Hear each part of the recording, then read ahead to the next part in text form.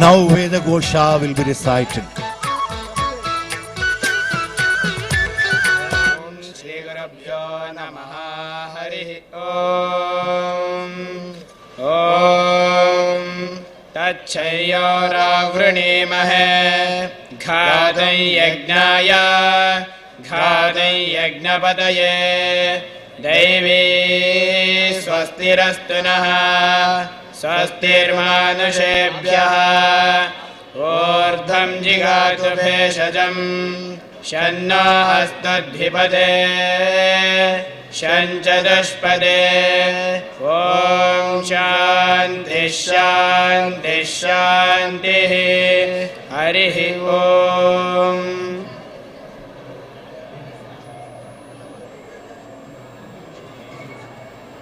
We request Harini Madam to render a prayer.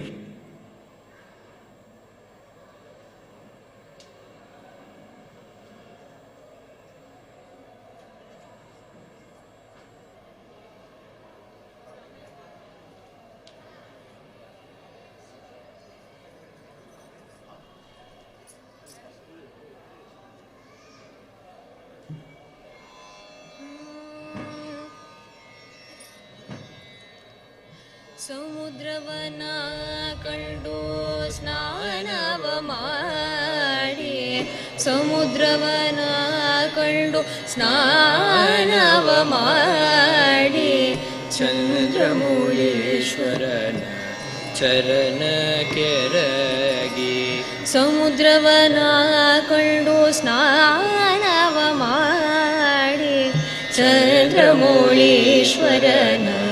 ಚರಣ ಕೆರಗಿ ಆಮೇಲೆ ನಾ ಬಂದು ಅನಂತೇಶ್ವರನ ಕಂಡು ಹನುಮಂತನ ಪಾಡಿ ಮನದಿ ನಿಲ್ಲಿಸಿ ಹನುಮಂತನ ಪಾಡಿ ಮನದಿ ನಿಲ್ಲಿಸಿ ಕಣ್ಣಾರೆ ಕಂಡನ ಉಡುಪಿ ಕೃಷ್ಣನ ಭೂಮಂಡಲದೊಳಗೆ ಉದ್ದಂಡ ಮಹಿಮನ ಕಣ್ಣಾರೆ ಕಂಡನ ಉಡುಪಿ ಕೃಷ್ಣನ ಕೃಷ್ಣನ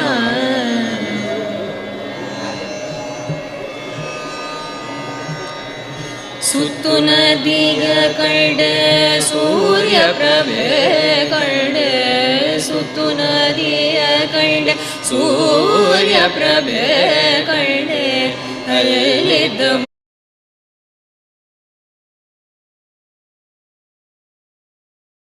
ಮಠದ ಅಷ್ಟಯತಿಗಳ ಕಂಡೆನು ಮಧ್ವ ಮಠದ ಅಷ್ಟಯತಿಗಳ ಕಂಡೆನು ಪ್ರಸಿದ್ಧವಾಗಿರುವ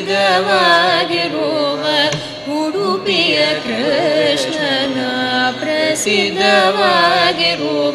ಉಡುಪಿಯ ಕೃಷ್ಣನ ಕಣ್ಣಾರೆ ಕಂಡನ ಉಡುಪಿ ಕೃಷ್ಣನ ಕೃಷ್ಣನ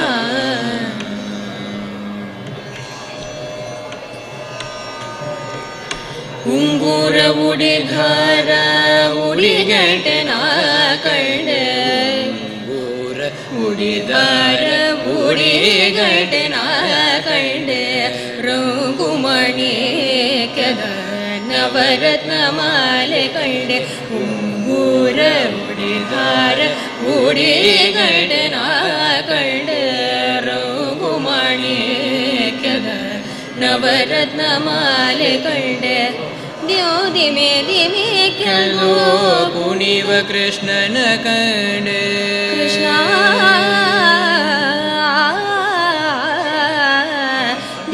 ದಿಮೆ ದಿಮೆ ಕೆಲವು ಕುಣಿವ ಕೃಷ್ಣನ ಕಂಡೆ ಪುರಂದರ ವಿಠಲನ ಪುರಂದರ ವಿಠಲನ ಪುರಂದರ ವಿಠಲನ ಪಾದ ಕಮಲವ ಪುರಂದರ ವಿಠಲನ ಪಾದ ಕಮಲವ ಕಣ್ಣಾರೆ ಕಂಡನ ಉಡುಪಿ ಕೃಷ್ಣನ ಭೂಮಂಡಲದೊಳಗೆ ಉದ್ಭಂಡ ಮಹಿಮನ ಕಣ್ಣಾರೆ ಕಂಡನ ಉಡುಪಿ ಕೃಷ್ಣನ ಕೃಷ್ಣನ Shrikrishna.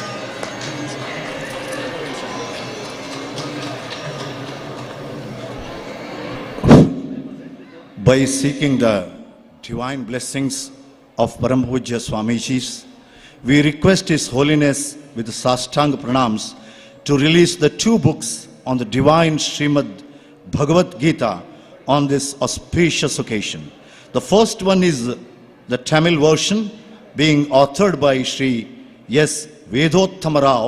He is not in a position to come today because he is 87, and this time he has samarpan nearly 47 Bhagavad Gita recitals to Swamijis. This is for your kind information. And the second book is in English, is being written by Anuradha Sridhar. We cordially invite Anuradha Sridhar, Madam, to be on the stage for this very auspicious program. It's a wonderful book. We request all of you to buy the book and read.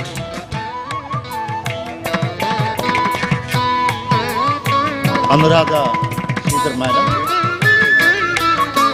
We request the author to join us for the release of this beautiful book by Jagat Guru Swamiji, Shri Shri Shri Sugunendra Tirtha Swamiji and Shri Shri Shri Sushendra Tirtha Swamiji of Shri Paryaya Shri Puthige Shri Krishna Math.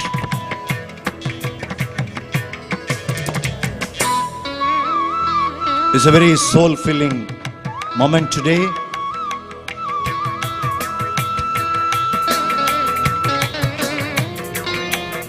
Amidst all the devotees from Australia who are here,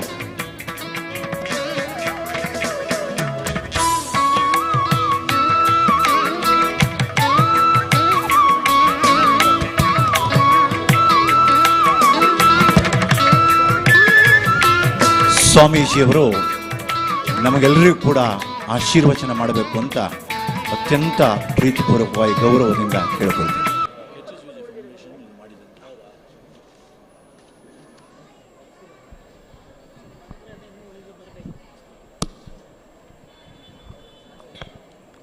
ಕೃಷ್ಣಾಯ ವಾಸುದೇವಾಯ ಹರಯೇ ಪರಮಾತ್ಮನೇ ಪ್ರಣತಕ್ಲೇಶನಾಶಾಯ ಗೋವಿಂದಾಯ ನಮೋ ನಮಃ.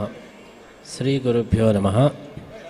ನಮ್ಮ ಚತುರ್ಥ ಪರ್ಯಾಯ ವಿಶ್ವಗೀತ ಪರ್ಯಾಯದ ಈ ಮುಕ್ತಾಯದ ಹಂತದಲ್ಲಿ ಇವತ್ತು Sydney day ಹಾಗೂ ಆಸ್ಟ್ರೇಲಿಯಾ ಡೇ ಇಲ್ಲಿ ನಡೆಸ್ತಾ ಇರೋದು ಅತ್ಯಂತ ಸಂತೋಷದಾಯಕವಾಗಿದೆ.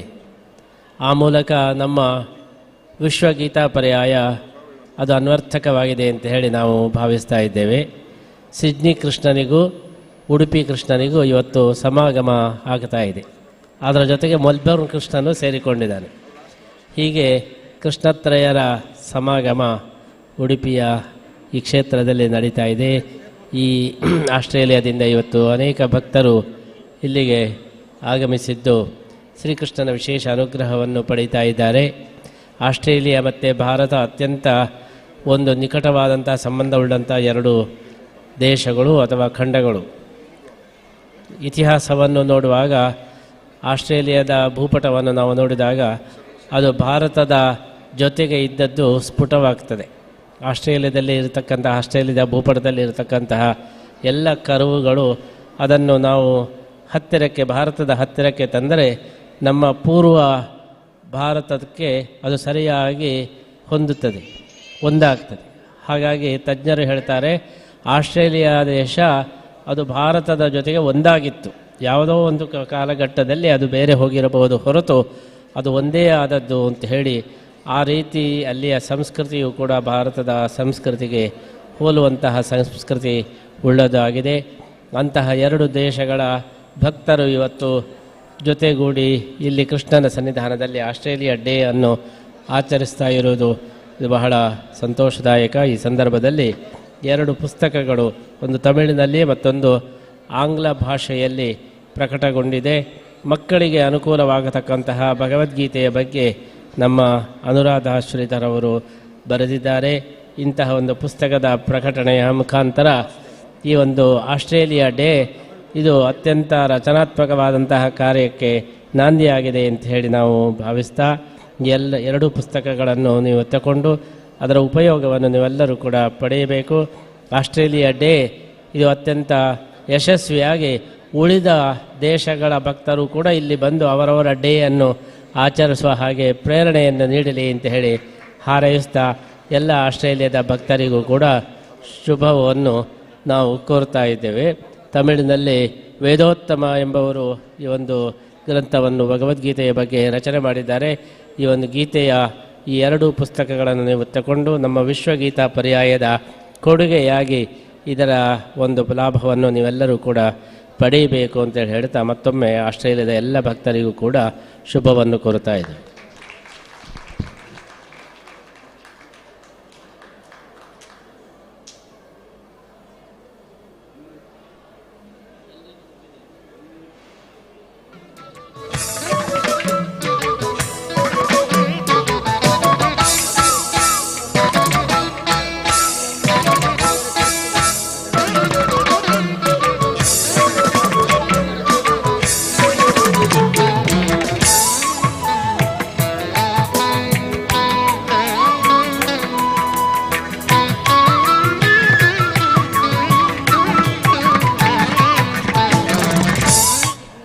ನಮ್ಮ ವಿಶ್ವಗೀತಾ ಪರ್ಯಾಯ ಅನ್ವರ್ತಕ ಆಗಲಿಕ್ಕೆ ಇವತ್ತು ಜಗತ್ತಿನ 165 ದೇಶಗಳ ಬಾವುಟಗಳು ಇವತ್ತು ಬಂದಿವೆ.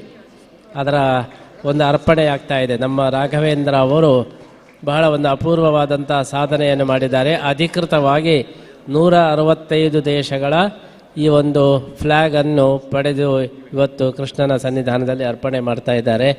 ಈ ಒಂದು ವಿಶ್ವಗೀತಾ ಪರ್ಯಾಯ ಎಂಬುದಕ್ಕೆ ವಿಶ್ವದ ಎಲ್ಲ ದೇಶಗಳ ಫ್ಲ್ಯಾಗ್ ಬಂದದರಿಂದ ಇದು ವಿಶ್ವಗೀತಾ ಪರ್ಯಾಯ ಎಂಬುದು ಸಾರ್ಥಕವಾಯಿತು ಅಂತೇಳಿ ಭಾವಿಸ್ತಾ ಇನ್ನೂ 29 ದೇಶಗಳ ಫ್ಲ್ಯಾಗು ಬರಬೇಕು.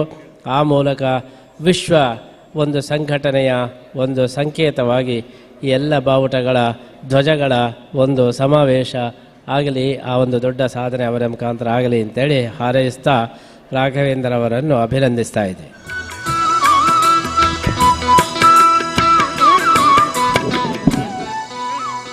Now Swamiji is actually facilitating Shaiva Singh, who came from actually Sydney. He is the Haryani's president of Australia. He is doing actually lots of wonderful actually seva for our Hindu community, and also he actually conduct actually Gita Mahautsava in Australia in every 4 years. That has been, you need to clap this one. It's very, very important, and thousands of people actually participate here. And our Swamiji is really appreciate on this particular occasions for his actually the activity what actually he does in Sydney, Australia.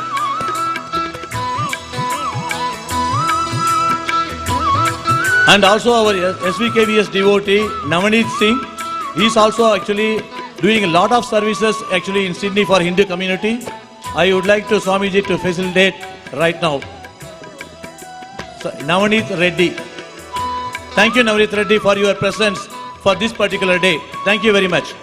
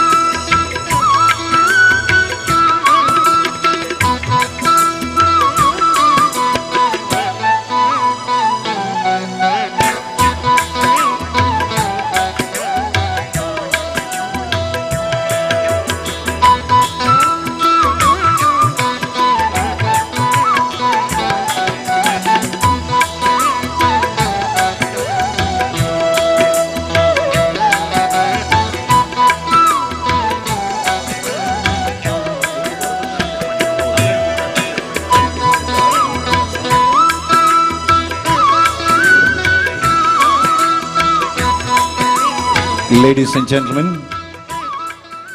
it's with great pleasure that Srimati Anuradha Sridhar was authored this beautiful book of English, which has been translated from Tamil into English, and she's right now with us, and Swamiji is going to bless her. It's indeed a great Kainkarya of Madam.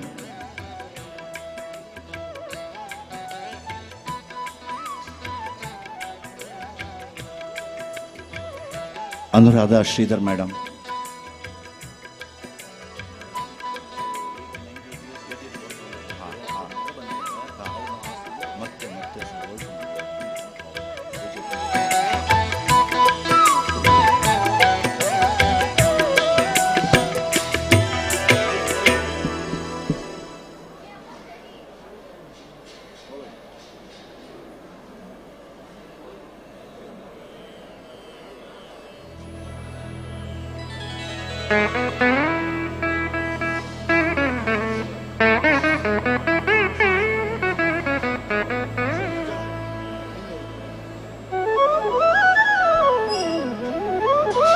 Ladies and gentlemen, the program will continue.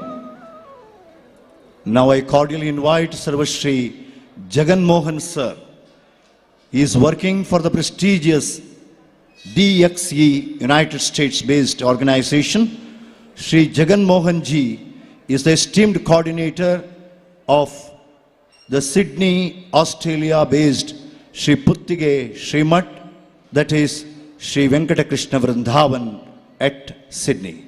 So we are so happy and so glad to invite Sri Jagan Mohan Ji to deliver the welcome address. Sir.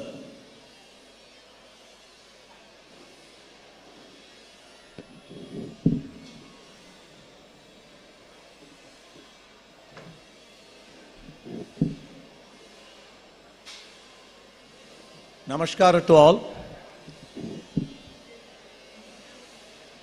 Behalf of our Krishna Vrindavana in Australia, the blessings of our Swamiji Suganindra Tirtha and Junior Swamiji Shushmendra Tirtha.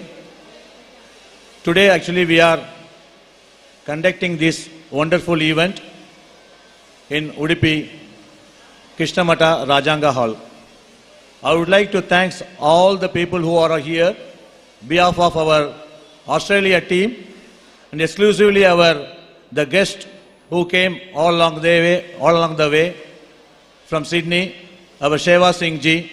I really appreciate your support for our Krishna Vrindavana, and also you are doing a lot of wonderful service for our Hindu community.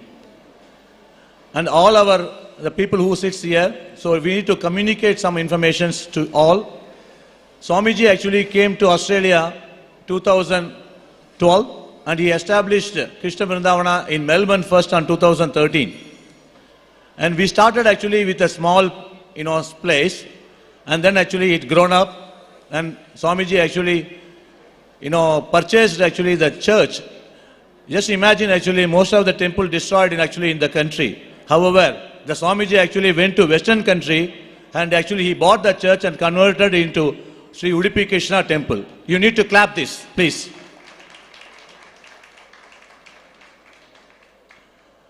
So today in Melbourne, thousands of devotees, they come and actually do the prayers for at the temple, and also the various rituals. So people actually going for the rituals is not easy in abroad. So all the ceremonies, whatever actually they want, whichever can be the community actually is served. So all these things happening in one place, I really appreciate our Swamiji to do all these things belongs to our community in Australia. And 2018, Swamiji came and we requested to establish the similar, temple actually in Sydney, and with the blessings of our Lord Krishna and also the request of our Sydney team, Swamiji came and established a temple in 2018, and now the incubation has been still continue, and 2024, so we have purchased 7.1 million worth of the land. It's nearly 1/4 acre. It is not a small amount. All our devotees from Australian, especially in Sydney, devotees, they sweat like anything. So they spend lot of time actually to procure this land to establish our Udupi Sri Krishna temple. So right now actually all the development of the design is ready. I'm waiting for either today or tomorrow to get the approval from Swamiji to kick off the DA approvals in Sydney Council.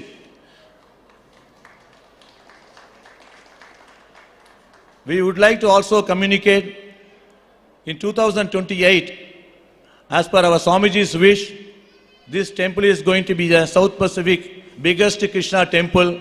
It's similar to our Krishna Udupi temple actually in Sydney. So we used to call Sydney Udupi Sri Krishna temple.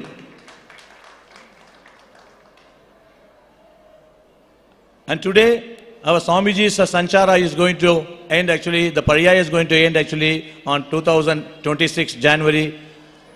We hope actually Swamiji will come to Sydney and Melbourne to encourage the development activities in Sydney. I wish actually this is going to happen soon. All our Hindu community in Australia definitely will support and to make it happen for this huge success of the Krishna temple in Sydney. I would like to extend further information to you. Today's event has been sponsored by our Harisarvotma Vayujeevatma Foundation. It's a HSVJ Foundation. Our CEO, Mr. Raghavendran, is here. I would like to come to everyone. Raghavendran, come and stay here for a minute. I want to actually say a few words. He's actually completely blessed our Raghavendra Swamigal and also all the Swamijis in the Paryaya Swamijis in the past. And today's our Paryaya Swamiji is very close and connected with him. Because of their blessings, our foundation CEO is doing a wonderful seva across our community. The seva is actually not, I can say only few words, but it has been extended into many dimensions. Our CEO actually started his activities since 2020 and post-COVID and pre-COVID and post-COVID. When the COVID happens, he has been distributed more than actually 300-400 families for the food for the needy people across all the pilgrim places. I can give one example in Mantralaya and also in Rameswaram. I don't want time to say actually multiple places, but you can imagine within that short panel and this of the pandemic, he has been done the wonderful the job. It has been appreciated by our Mantralaya Swamiji and he has been awarded the best CEO of the day. And all this event today, including the Sydney Australia Day and the book release, everything, and VV Prasanna's actually, the concerts actually between our 7 to 9 today, it has been sponsored by HSVJ Foundation. I would like to say thank you very much for our CEO Raghavendra to take this wonderful initiative to get things happen today's event. Thank you very much for listening my few words. Any mistakes is there, I really apologize. Thank you very much for patience and hearing all this communication. I will thank you very much for our Swamiji as well. He came and actually wishes for us actually for doing all the services behalf of HSVJ Foundation as well. Now actually our foundation team, the 4 or 5 actually the candidate has been selected and they are going to give wonderful speech about our Bhagavad Gita in a different dimension. I would like to our MC to continue the conversation further and extended support for this particular event. Thank you very much for your time given this opportunity for us.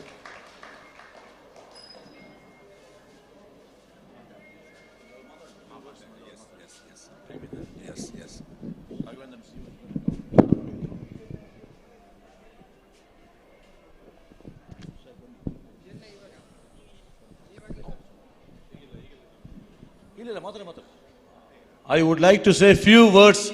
Our foundation CEO is going to talk. Only few words.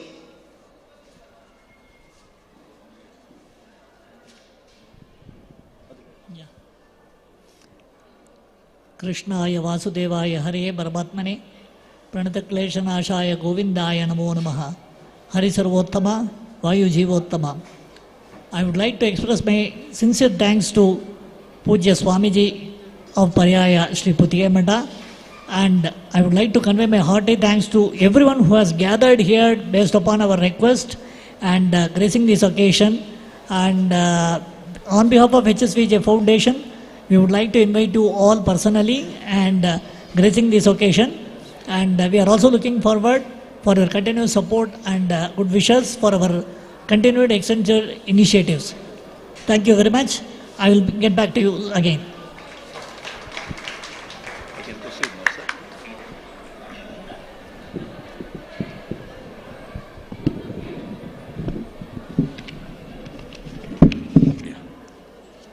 Well, to continue the program, ladies and gentlemen, we have 5 wonderful speakers who are amidst us, and they are requested to speak for 15 minutes max, and I'll be introducing them to this August gathering. I think the whole theme of this particular program, as you can understand, it's all for peace, humanity, happiness, and harmony. And they are also requested to speak through their Sangeet and the sadhana that they have made in their chosen field, connecting with the theme. So, ladies and gentlemen, our first speaker is Miss Harinishri B.N. I'll introduce her first. I have a great pleasure in introducing Miss Harinishri from Chennai. She has been immersed in Carnatic music since the age of 6, studying the Dasara Sahitya right from the beginning. Her musical Arangetram began with the blessings of Sri Madhva Tirtha Matada Pithadipatigalu and Harikatha Arangetram with the divine blessings of Sri Vidyesha Tirtha Sripadangalavaru of Bandarakere Mutt.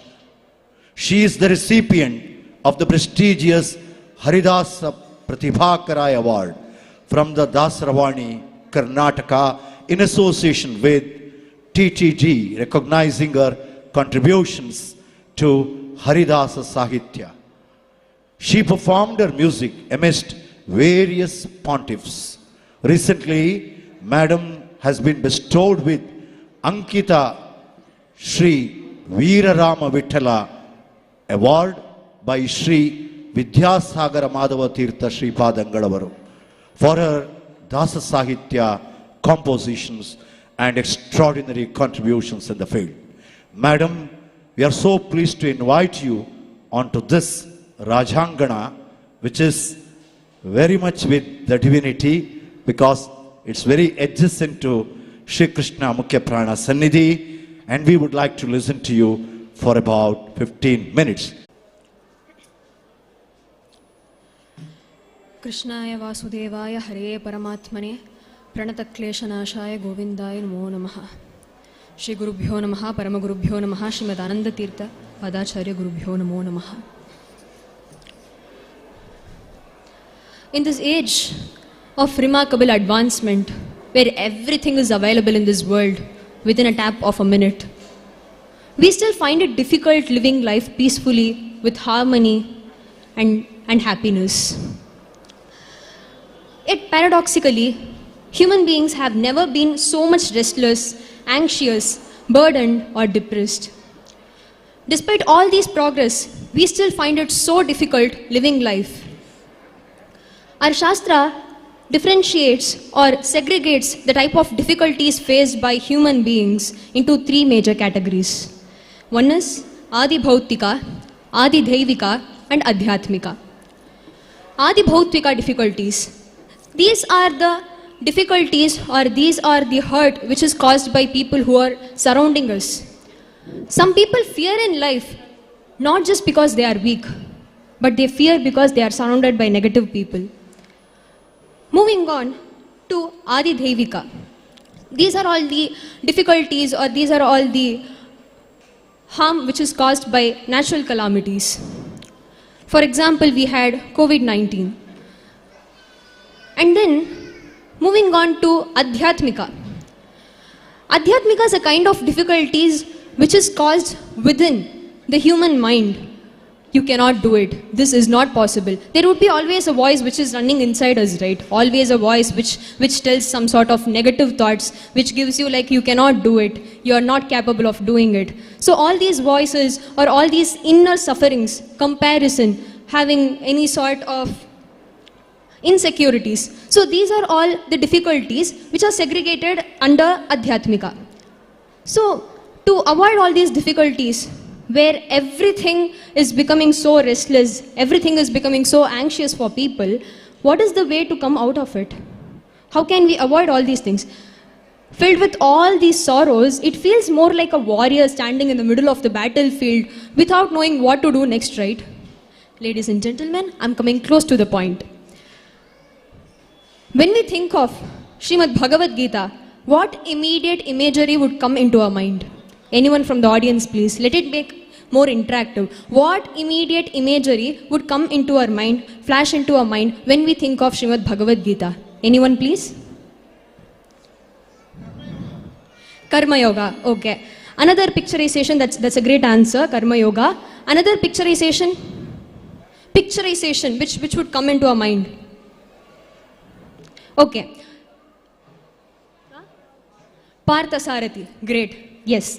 So this picturization, let us give a huge round of applause for the answer. So this picturization comes Krishna standing in the middle of the battlefield along with Arjuna in the chariot, where there is 11 Akshohini Sainya in Kaurava's side and where there is 7 Akshohini Sainya on the Pandava's side, filled with Ratha, Gaja, Turaga, Padadi standing in the middle of the battlefield. What happens at the exact moment is, Arjuna is a great warrior. He is a very strong person, he is a very brave person. Suddenly he gets some fog in his mind and he asks Krishna, Senayor Ubhayor Madhye Ratham Sthapaye Me Achyuta. He pleads, Krishna, I'm having some sort of confusion. Why can't you take me in the middle of the battlefield so that I can have a look around people who are there? After seeing everyone who is standing in the Kaurava's side, Arjuna was fed up. Arjuna sat down. He couldn't bear it because he had to face or he had to do yuddha with his own people. Kauravas were no one but his own brothers. There was his own guru, his brothers, his guru, his uncles, and whom else? Everyone were there who was much needed or much close to his heart, who were his people, were standing against that person for doing yuddha. At that moment, Arjuna broke. Here, in Mahabharata, this is a depiction of each and every soul. Mahabharata is not just a story which happened in Dwapara Yuga or which is a story which is like not much connected to this world. It is a story or it is a big itihasa which happened in Dwapara Yuga and which is a real life application. You can learn many things from Mahabharata or Bhagavad Gita. Mahabharata is having a lot of good views or lot of good lessons which human beings can get it. So Arjuna is no one but a depiction of a soul. Arjuna is the soul over there who is so much confused, who is so scared to face that universe, or who is so scared to face people over there, or scared to face that particular situation. So in this place, what happens is Krishna comes. He tells everything for him. He gives him confidence. That's what is happening in our daily life. Mahabharata or Bhagavad Gita, the Mahabharata Yuddha is a depiction of real life struggles faced by people. So, what happens is that Krishna gives him the enlightenment. At that particular point of time, to get a spiritual enlightenment, what happens is that Arjuna gets confidence after getting the enlightenment. For us also, in the same way, for us to be confident enough, to be brave enough to face every consequences which is coming in our way, we need spiritual enlightenment. For that spiritual enlightenment, we have to read Vedas. Reading Vedas or getting knowledge of Vedas is not possible all the time. It's very vast, right? So, when reading Vedas or getting knowledge of Vedas becomes so difficult, we can get the enlightenment from Puranas. If reading all those Puranas and getting enlightenment from all those Puranas is also becoming so difficult, we can get the enlightenment from Itihasas. Itihasas like Mahabharata or Ramayana. If reading or if getting the knowledge from all the Itihasas are also becoming so difficult for us, what can we do? Read one Mahabharata, Mahapurana. Kurma Purana tells, this Mahabharata Purana is the fifth Veda. Kurma Purana highlights the importance of Mahabharata. It tells, or it expresses that Mahabharata has n number of dimensions. If we read Mahabharata for once, we get one sort of thought, we get one sort of enlightenment. If we read it twice, we can get another kind of lesson from it. So, like how a neural network of artificial intelligence would have n number of dimensions, we can get n number of dimensions from Mahabharata. So, reading Mahabharata, which is consisting 1 lakh shloka, is also becoming difficult for us. What can we do? What are we supposed to do even if that also becomes difficult? We should read the most important parvas, that is Anusasanika Parva, which contains Vishnu Sahasranama, or Udyoga Parva, which contains Bhagavad Gita from it. This Anusasanika Parva and Udyoga Parva, which contains Vishnu Sahasranama and Bhagavad Gita, are considered to be the heart of Mahabharata, these two parvas. So this Bhagavad Gita book, I believe that being born as a human being, you all have heard people telling you or stating you that go get a Bhagavad Gita book for yourself. Open any page of Bhagavad Gita book, open any verse of it, you will get the answer for the question which is running in your mind for throughout. So what is there in that Bhagavad Gita which is so much glorifying? Why do people always around us glorify this one particular Bhagavad Gita? What's there in it? Bhagavad Gita is like a simple formula which is required for life. Think of a maths question, very difficult maths question. Without given any shortcuts, without given any kind of formulas, it becomes so difficult for us to solve the question easily, right? Likewise, life is like a great and difficult question. When we get the formula, that is the Bhagavad Gita, it becomes so easy for us. Just like that, we can just substitute the formulas. Just like that, we can make it even more easier and find out the answer. On the battlefield of Kurukshetra stood not only just warriors, but confused human mind. Kurukshetra started with confusion, but ended with victory. When we know the purpose of life, the life difficulties do not disappear, but those difficulties stops bothering us. The very first thing or the very main thing which Bhagavad Gita tells us is, let us know the purpose of life. People should know why they are born. In this world, everyone are having comparison. Each and everyone, may it be the students who are studying in same class, they have comparison for their grades with their peers. May it be the workers or professionals who are working there, they do compare with themselves with other peers who are working together. So everywhere comparison. Even homemakers compare themselves with the neighbors. So when there is, everything is becoming with comparison, we have to get to know the fact that we are born different. We cannot become like some other person. First of all, we have to realize that the eternal soul, we are an eternal soul, Atma, born on this earth, which has Panchabheda. Srimad Acharya tells, there is Panchabhedas on this earth. That means 5 differences among different species or different things in this earth. Which Jagannatha Dasaru tells in Harikatamrita Sara, Panchabhedat makaprapanchake pancharupat makane devaka pancha mukashakradigalu kinkararu Sri Harige Panchavimshati tattva panchikegalanu pelda bhavi virinchiyenupa ananda tirtara neneve nonudinavu. Jagannath Dasaru tells the insights of Srimad Acharya, that is, there is a difference between one single jiva and another jiva. Jiva ke beda. There is a difference between jhata and another jada. That is a non-living thing and another non-living thing. There is a difference between one particular jiva and jhata. That is another non-living thing. There do exist differences between Paramatma and Jivatma, because he is the Lord of universe. We cannot compare him with anyone.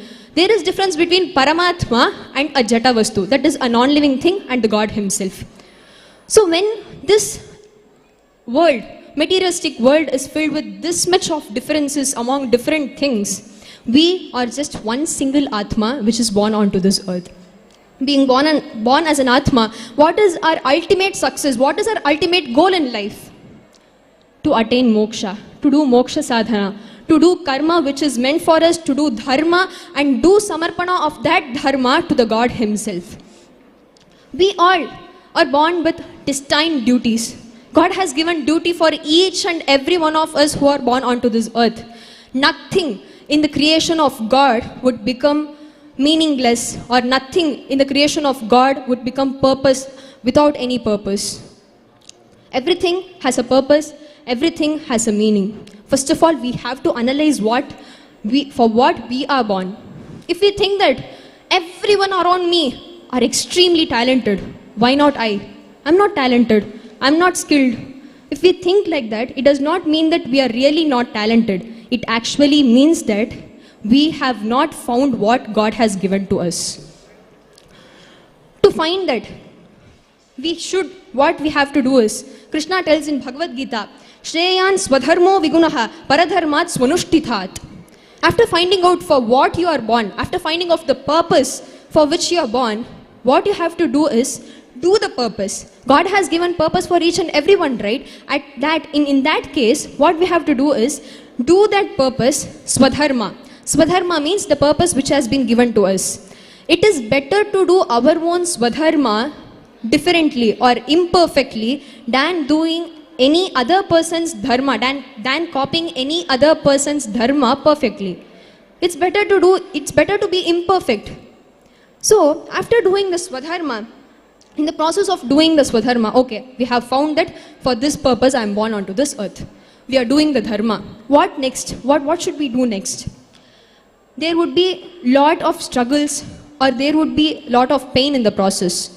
For what purpose are we doing that swadharma? What is the purpose of performing? Are we performing for the result? Well, if a student sits and studies for examination, the student is definitely studying for the results. If a person is working so hard day and night, he or she might be working for the salary which they could get, or for the recognition which they could get from that work. Are we performing for that results? In Bhagavad Gita, Krishna says, Sukha dukkhe samaya kritva labha labho jaya jayo. We shouldn't perform for results. Whatever results it might be. I'm doing my work. This is my swadharma. If I'm going to get sukha dukkhe, if I'm going to get sukha, happiness, or dukkha, sadness, or if I'm going to labha, if I'm going to get labha, which means any profit, or if I'm not going to get the profit, if I'm going to be in loss by doing all this work, we should not bother about it.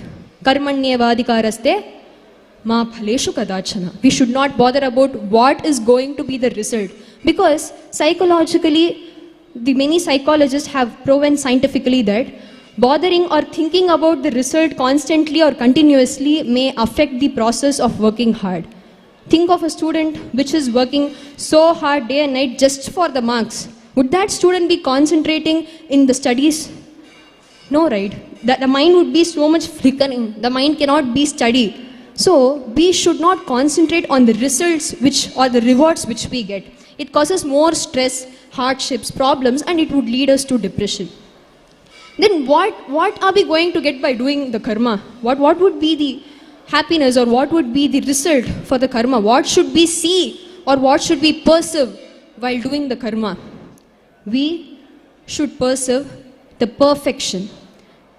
We should get happiness from the perfection in which we are doing. In that way, we can avoid depression easily in today's life. Okay, I am an Atma.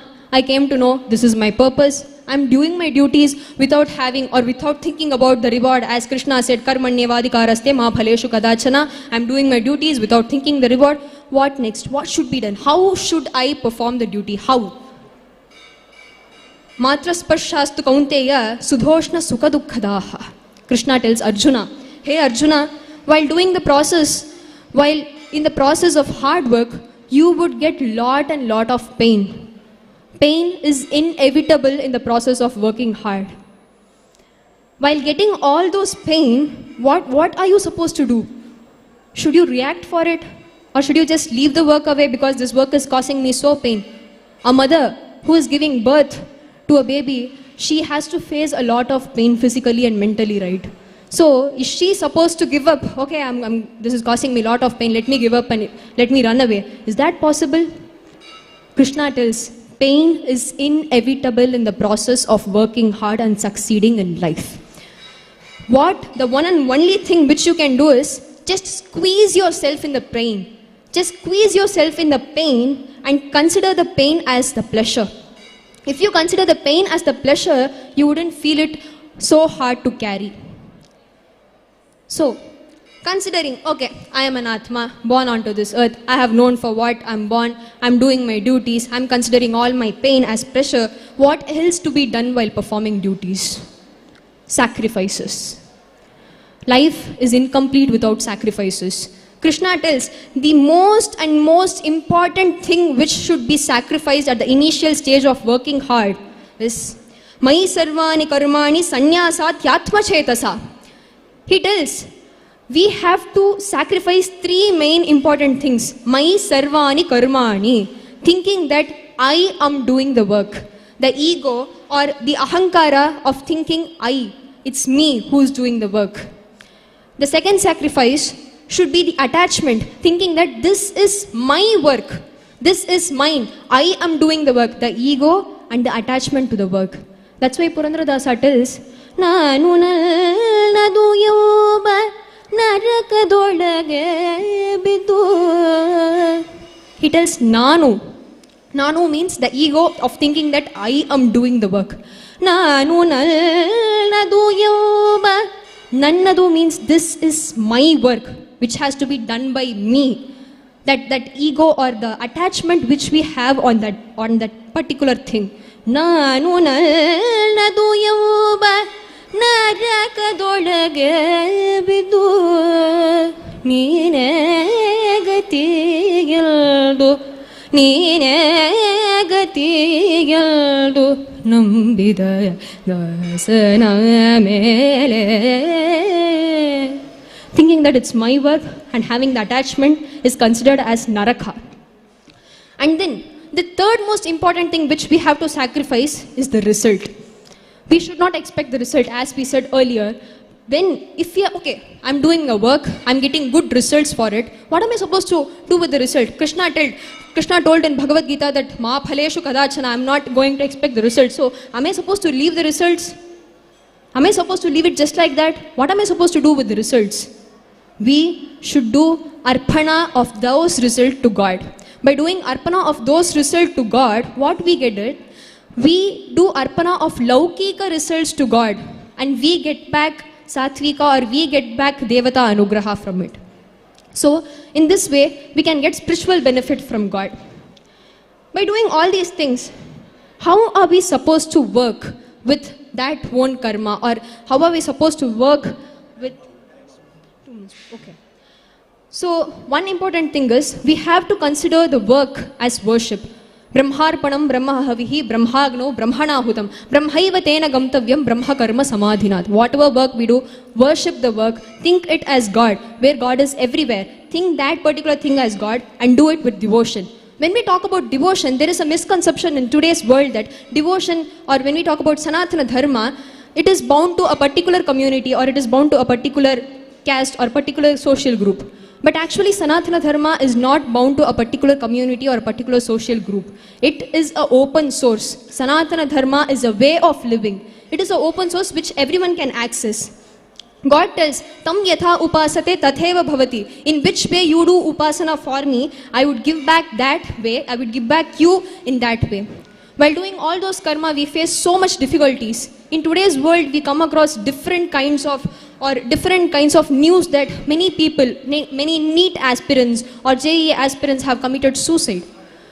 To talk about suicidal acts or self-harm, in today's world, it's a high time for talking about it. Many people take extreme decision which is highly forbidden according to Shastra. An Atma does not have any permit or does not have any rights to kill its own self. Purandaradasa tells, to get a Manushya Jiva or Manushya Yoga or Manushya Yoni or Deha, Yeshu Kayangala Kaladu Yambatnalku Laksha Jiva Rashiyannu Dhati Banda Ee Sharira. This Sharira is not just like that has come. After crossing 84 Laksha Jiva Rashi, we have got this Manushya Jiva. Even after getting that, why should we waste or why should we kill ourselves just for one single mark or just for those numbers which is there on the paper? We are not supposed to do all those thoughts, or which is highly forbidden according to Shastra. We should always be surrendered to God. That is the most important thing. Krishna tells in Bhagavad Gita, Sarva dharman parityajya mamekam sharanam vraja. If you are doing papa, if you are doing many sins in this world, you surrender to me. Papoham, papakarmaham, papatma, papasambhava. Trahimam kripya deva sharanaha gatavatsala. Anyata sharanam nasti tvameva sharanam mama. We should not run behind people who do not even spare even 2 or 3 minutes for us. We should not run behind people. Anyatha sharanam nasti. No need to go behind people who don't even have even a single percentage of concern on us. When God is there as Antaryami, when God is there within us, why can't we do surrender to God? Why can't we go behind Him instead of running behind people who don't even think or care about us? Go to God. Surrender to God. Mamekam sharanam vraja. If you do surrender to me, I am there to clear or clean all your sins, and I am there to take you. I am there to consider you as the best person. God tells. After surrendering, do arpana of all dharma which you have done. Whatever dharma or whatever karma we have done, we have to do arpana for that God. And after doing arpana of that, God will bestow us with all the good things or all the good karmas. And after telling all these things, Bhagavad Gita is a great sagara. In that sagara, the beauty of Sanatana Dharma is that we should not, after telling all those things, God tells that Yatha itchasi tata guru. I have told or I have given the spiritual knowledge of Bhagavad Gita to you. If you wish, you take it. Or if you don't wish, you just like that leave. This is the beauty of Sanatana Dharma, that no other dharma can give this freedom in taking up choices. No other dharma can give this amount of freedom in making up decisions. Yatha itchasi tata guru. Whatever you wish, you become. So this dharma is considered, this Sanatana Dharma is considered as it is giving the most highest truth of life, but still it gives us freedom. God gives us freedom to choose what we do. By choosing what we have to do, by surrendering to God, by doing all this dharma, let us all do charanagati to the God. Today, in the presence or in this stage or in this spiritual place, I would like to urge every one of you, whomsoever you are, may it be a working professional or student, I urge you to read Bhagavad Gita, which contains many things and which contains things which are actually needed for life in today's world. By telling that, I would like to wind up this speech by telling we have to perform the duties which is destined by God, and also telling that in this presence of God, let us take Bhagavad Gita into our life. Let us take Bhagavad Gita and let the Gita guide us throughout. Shri Krishna Arpanamastu. Thank you. And Yatha Shakti, I have tried to my best of my knowledge within the given time limit. I have tried to cover Yatha Shakti of Bhagavad Gita or the things which are needed for life. If there is any mistakes, I would like to ask for your pardon. And if there is any good thing, it is by the God Himself. So by telling all these things, I would like to conclude. Thank you, Shri Krishna Arpanamastu. Congratulations to you, madam. You have done a very good job, and we are indeed blessed to have you as one of the speakers. May I request Jagan Mohan ji to present a small memento, which is also Sri Purandaradasara Chitra Katha Malika Grantha Kartaro, Dr. Kauliki Sridharan. Sir, kindly hand over this beautiful book, which contains a lot of wisdom, to our first speaker. Please receive this from Jagan Mohan ji, madam.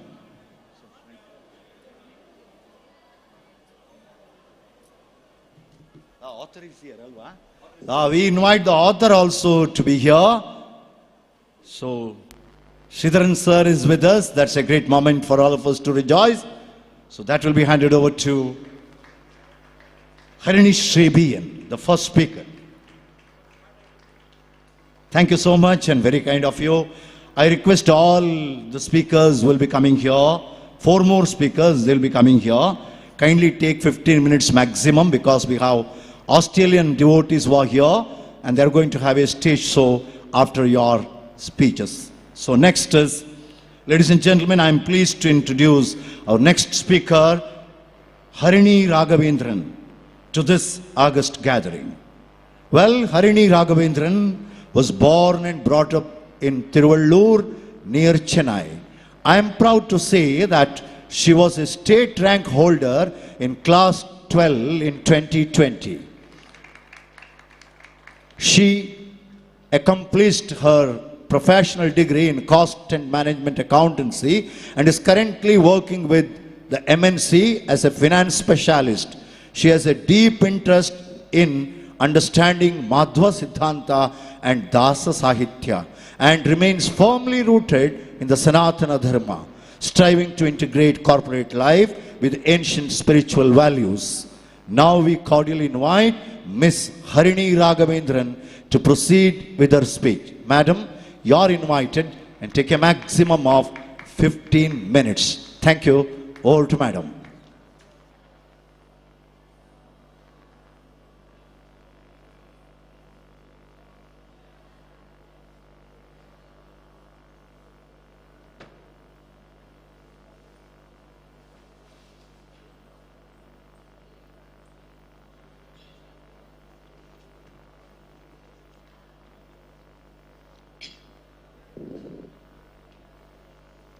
Hayagriva Hayagriva हयग्रीवेति यो वदेत् तस्य निस्सरते वाणी जह्नुकन्या प्रवाहवत् आपादमौलिपर्यन्तं गुरूणाम् आकृतिं स्मरेत् तेन विघ्नाः प्रणश्यन्ति सिद्ध्यन्ति च मनोरथाः. श्रीगुरुभ्यो नमः. My humble pranams to all the dignitaries and the devotees gathered here. The topic that has been given to me for the day is Krishna's Sandesha to humanity through Bhagavad Gita. Krishna, the very name itself signifies happiness. Every one of us desire happiness, isn't it? But the happiness which we experience here in this materialistic world is temporary and impure. So where can we experience permanent bliss, permanent sukha? It is possible only in mukti. So we have to listen to the words of Krishna because he is the source of happiness. He is the giver of mukti. Srimad Bhagavad Gita is Krishna's Sandesha to us. It is not just for Arjuna. He is already a jnani. It is to us, the human beings. So we need to listen to his Sandesha. The first and foremost Sandesha of Shri Krishna in Bhagavad Gita is Niyatam Kuru Karma. Do your own duty. Do your own duty with fullest devotion. See, Paramatma has provided us with everything even before we enter into this world. He has provided us air to breathe, water, parents to take care of us, and shelter, everything. He has arranged us even before we enter into this world, isn't it? Even after he has provided all those necessities to us, we beg him, asking for materialistic benefits. We do a pradakshina, we ask so many materialistic benefits as phala. So that should not happen. We should do our karma with fullest devotion, with arpana bhavana. We should not ask for materialistic benefits.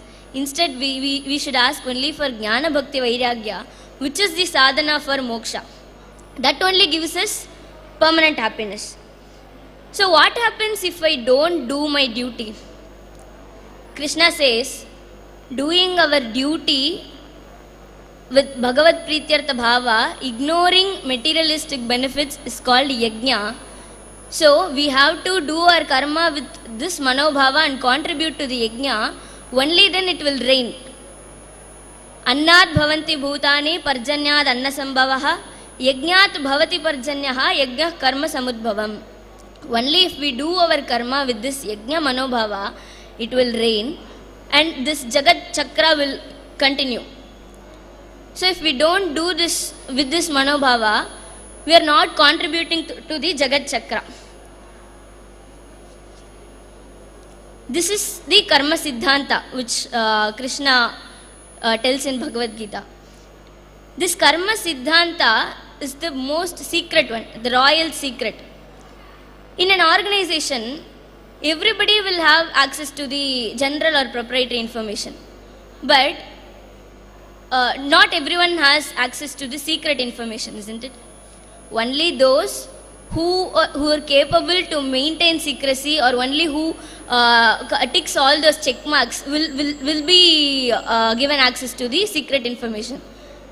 This karma siddhanta, this tattva is very secret.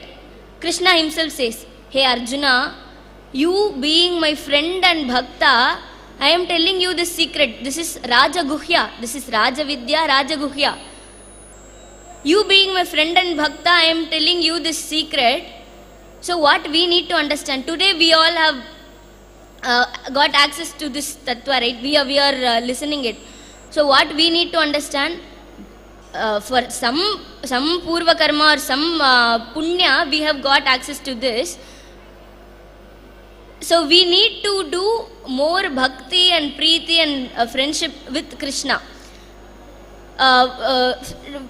We have so many friends here, but we need to do more preeti to Krishna than all those, because all of them are temporary. Only for this janma they are sambandhikaru, but Krishna is anata bandhu, animitta bandhu. Without any expectation, he is doing all those things to us. He is our Jagat Pita, right? All of us are his family members. So he is doing everything to us without any expectation. So what we need to do, we need to have gratitude towards him. At the end of every karma, we need to have a sense of gratitude and remember him. That is the basic courtesy we need to have, right? We say Shri Krishna Arpanamastu, blindly we say. We should not do that. We should have a sense of gratitude. We should have a sense of gratitude towards Krishna, and we need to submit every karma to him. So here Krishna mentions that Arjuna being a friend and bhakta, I am telling you this secret. We also claim that we are Krishna bhakta, but are we really a bhakta? Krishna has given a list of qualities that his bhakta should have in the Bhakti Yoga. Shri Krishna has given it. Let me, I will just present some important ones among that. Adveshta. You claim to me as my bhakta, but do you possess all these qualities? Let's see. Adveshta. Dvesha madalangirodu. So, never show hatred towards anyone. Don't hate anyone. Because you can say that he is behaving like that. That's why I am hating him like that. But if we hate someone, in turn we are only getting affected. Our mind will get disturbed thinking that, right? Maitraha, do friendship. Be a friend of everybody. Spread love with everyone. Karunaha, be compassionate to everyone. Not just to living beings, but also not just to human beings, but also to all the living creatures. We should be compassionate. Nirmama, don't say that I do everything. You are not the doer. Paramatma is supreme, and we are doing it in his control, right? We are not swatantra. Satatam santushtaha, be contented on everything. Don't go beyond materialistic benefits throughout your life. That is only a part and parcel. Materialistic benefits, we need to be satisfied with whatever that is required to our Deha Rakshana. We should go behind Jnana Bhakti Vairagya. Yatatma, controlled mind. Controlled mind is important for a Krishna Bhakta. Shuchihi. Shuchihi means cleanliness. Cleanliness is not just exterior, but also inner cleanliness is important. Bahya Shuchi, Anta Shuchi. Bahya Shaucha is all about the acharana which we practice. Snana, Sandhya, Vandane, having sattvic food, everything comes under Bahya Shaucha. Anta Shaucha is getting rid of all the durgunas. Our mind should be pure. So when will a mind be pure?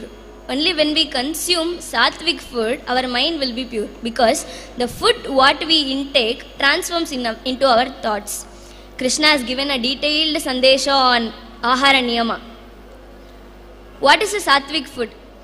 The food which we consume should give us deha arogya, mana arogya. We always consider only the deha arogya, but we are not concerned about whether that food gives us mana arogya. That's why ahara niyama, there are so many niyama in ahara. By which source we acquire that money with which we prepare the food, that does matter. With which mindset the food is cooked, in which environment we have the food, everything does matter. So only if we consume sattvic food, that transforms into our mind, into our thoughts, that is the antashaucha. But to who? How beautiful this is. We should be very enthusiastic to take up things. Only thing which we need to think of before taking any assignment is this against dharma? No, I won't. So if my dharma allows to take it up, we should be very enthusiastic to take up things. Kshantihi. The assignments which we have took up, we should not leave it as it is. We should not leave it in between. We should have perseverance and determination to complete it to the end. Acharyopasanam. Yes. Guruvina gulamanaguva tanaka doreyadanna mukuti.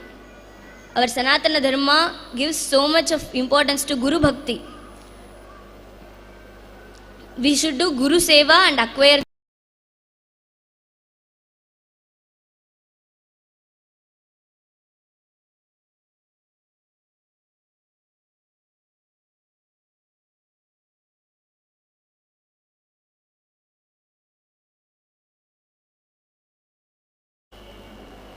which a bhakta should possess. Are we really, do we possess all these qualities we claim as bhakta, right? So, as I mentioned earlier, if this Raja Guhya Rahasya Vishaya, if we need to understand it, we need to possess all these qualities as a Krishna Bhakta. So, there is nothing that is not there in the Gita. For every problem, there is a solution, and it's only up to us to properly understand and look into it. Arjuna, when he was in a confused state in the war field, he surrendered to Krishna. He surrendered to the right person. So he got rid of the confusion. Similarly, we can't directly interact with Paramatma, but the Gita is his words, so the Gita itself is his pratima. So when we are in any problem, not just when we are in any problem, but as a human being, we say the Bhagavad Gita as a manual for human life. So every one of us should learn Bhagavad Gita and apply it in every possible situation of our life. So with this, I would like to extend my heartfelt thanks to the organizers of this event, HSVJ Foundation and team, for this wonderful opportunity. They have been doing a noble job by supporting youngsters to various initiatives, and I express my heartfelt thanks to the team for this opportunity. Shri Krishna Arpanamastu.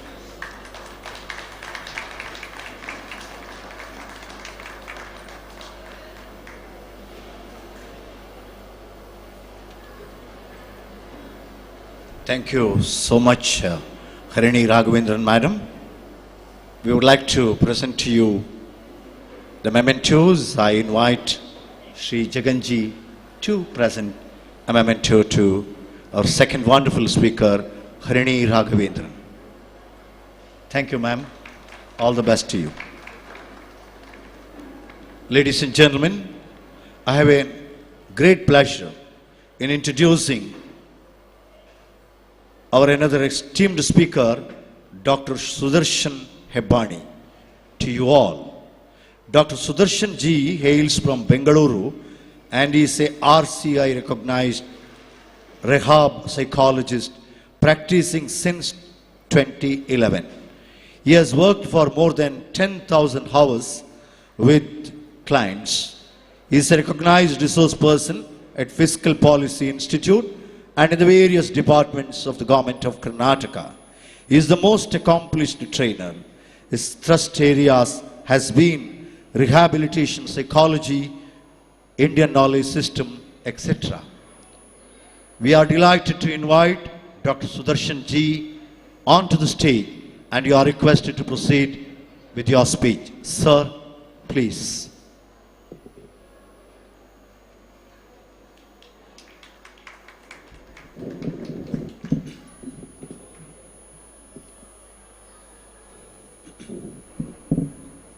योऽन्तः प्रविश्य मम वाचमिमां प्रसुप्तां सञ्जीवयद्यखिलशक्तिधरस्वधाम्ना अन्यां च हस्तचरणश्रवणत्वगादीन् प्राणान् नमो भगवते पुरुषाय तुभ्यम्। नमः सभाभ्यः सभापतिभ्यश्च।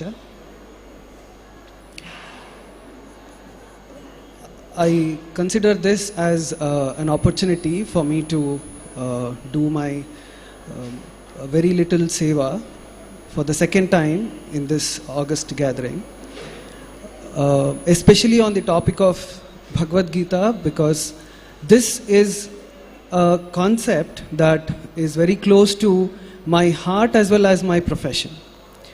Being a practicing psychologist, it has given me so much of strength and guidance when I tend to help my clients who come to me for for mental health services.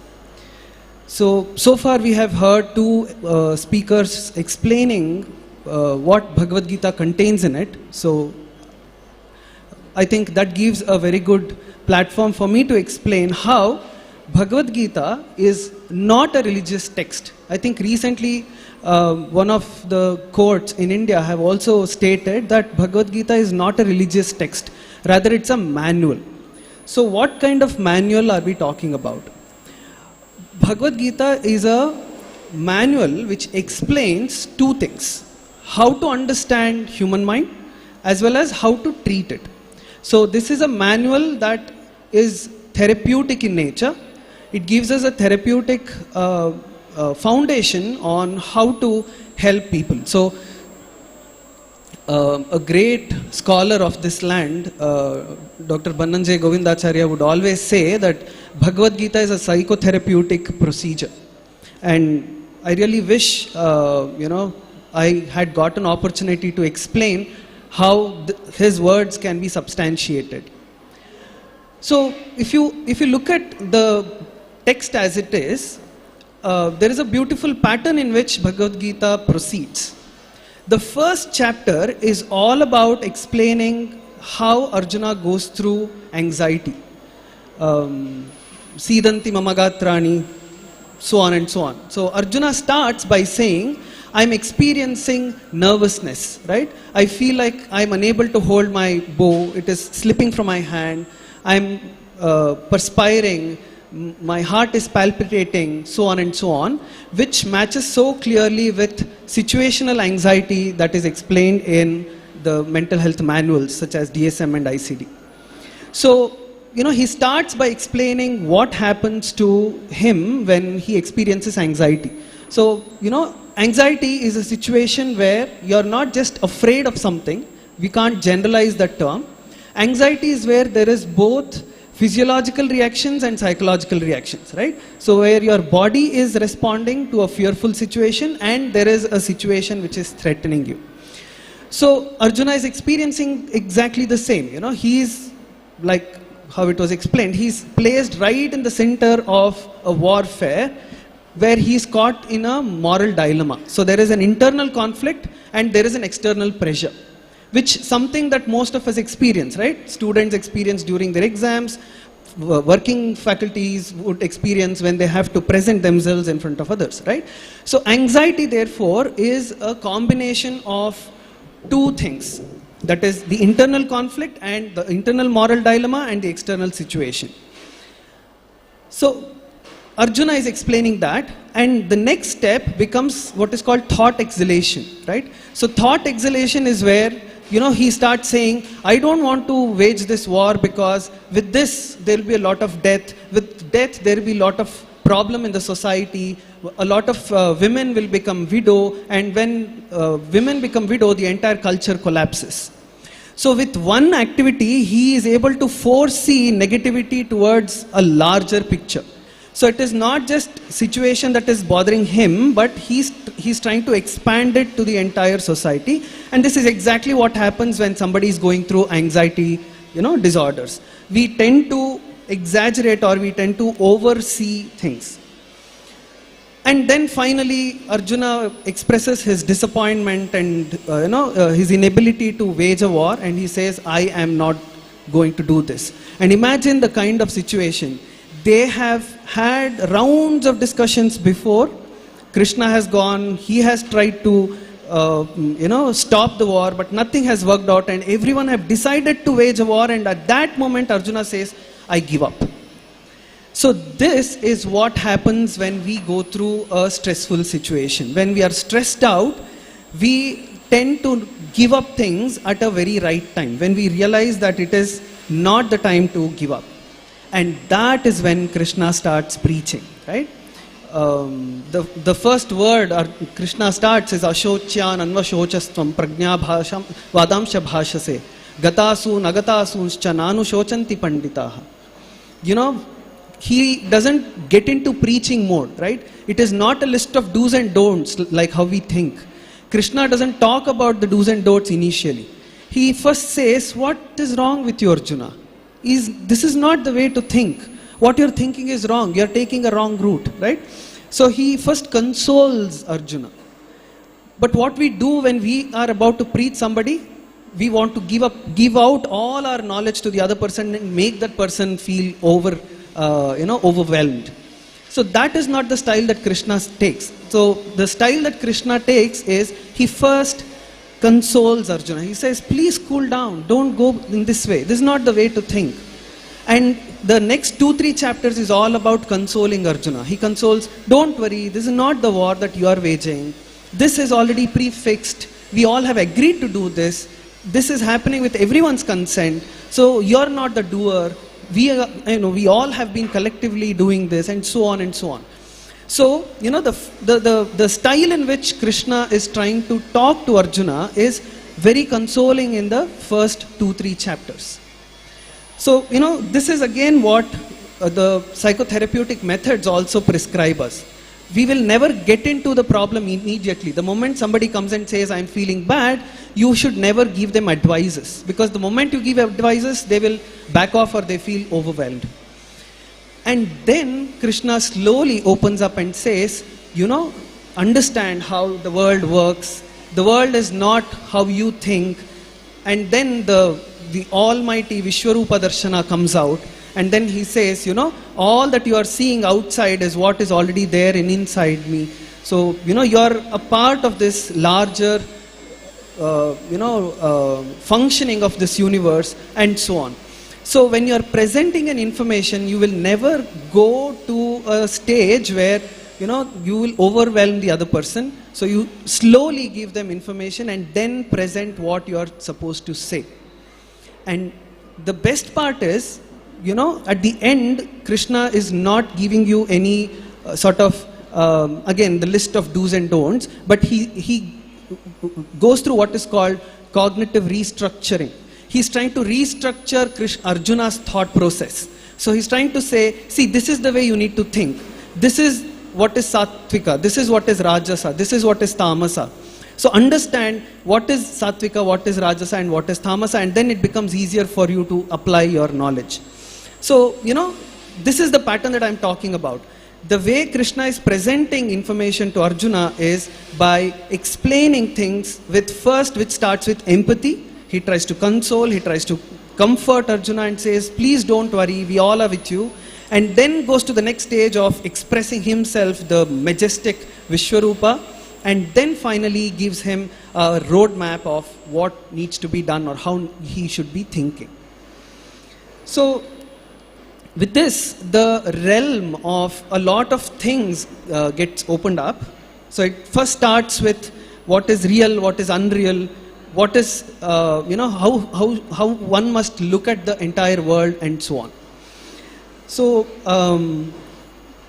what are we trying to understand at the end of the day? Why should we read Bhagavad Gita? Again, it gives us so much of knowledge, it solves our problems, it gives us answers and so on, we all have heard. But what we also have to keep in mind is, this is a text which is placed in a context that is so beautiful.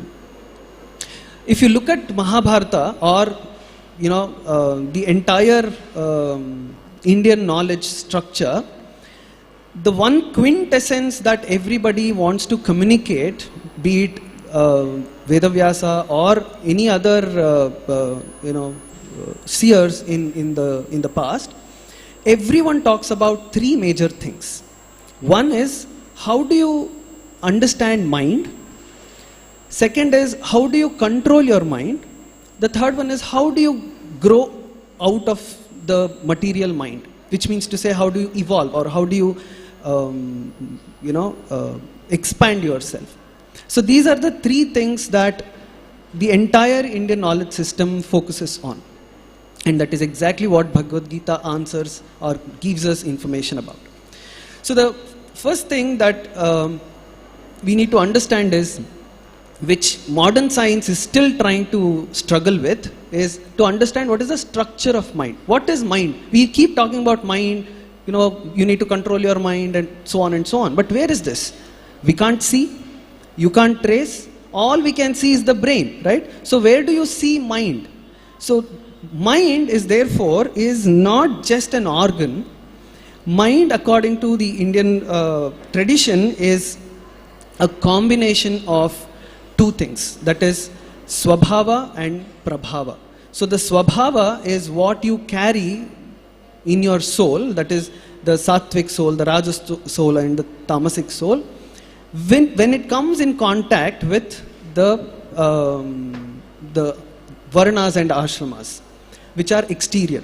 So Manas therefore is a combination of external forces and internal forces. Manas is a combination of what is happening within inside and how we are behaving externally. So this is an insight that is helpful in a lot of psychological researches. So one recent research that was conducted to understand how emotional disorders can be solved, the Bhagavad Gita principles were addressed, and this was conducted on patients with schizophrenia, and it was published in Journal of Abnormal Psychology, which basically says that if you keep treating mind as an external factor, and if you don't address the internal factors, the treatment becomes incomplete.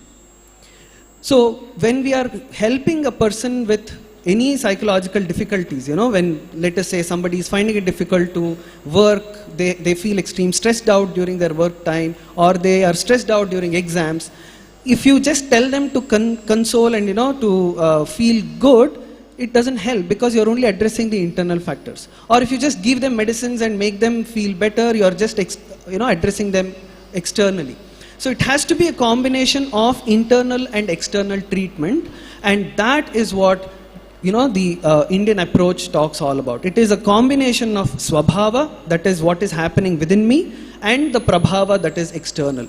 So, for anybody's well-being, for a human being to grow, to human being to have a healthy mindset, what is important is to keep both internal and external entities adequate. And that is why, the other philosophies, and especially the Madhvacharya philosophy, emphasizes so much on individual differences, right? So individual difference, therefore, is not just to say, I am different and you are different. It is a philosophy to establish how diverse we all are, and we don't have to have one common way of understanding things. We all are different, and let us celebrate the difference. Let us enjoy the difference, and through that is when you can understand the divinity, right? The divine presence in each one of us is making what we all are different. So see how Bhagavad Gita tries to talk about various topics and in its expansion, right? It's not just about one topic, but it is like an encyclopedia. It covers most of the topics and most of the points, right from what is happening to Arjuna as an individual to how do you understand this entire universe. So with this, there is something for us to admire towards Bhagavad Gita, because it is such a complex, or it is such a vast text that covers so many topics. And not just that, it is so relevant to even to this day, because it is helping an individual, it is helping a human being to understand life in a better way. So as a practitioner of mental health and a student of psychology, Bhagavad Gita has personally helped me, and more so when I studied that in the context of how Madhva philosophy can be established, because we are able to understand everything from a holistic perspective. Madhva philosophy tells us, the Tattvavada pronounces so much about how to celebrate differences, all types of differences, and when you celebrate difference is when you are able to celebrate divinity, right? So, bhinnascha bhinna dharmascha padartha nikhila api is what Madhvacharya's philosophy is all about, right? So, that is what Bhagavad Gita is trying to put across in front of us.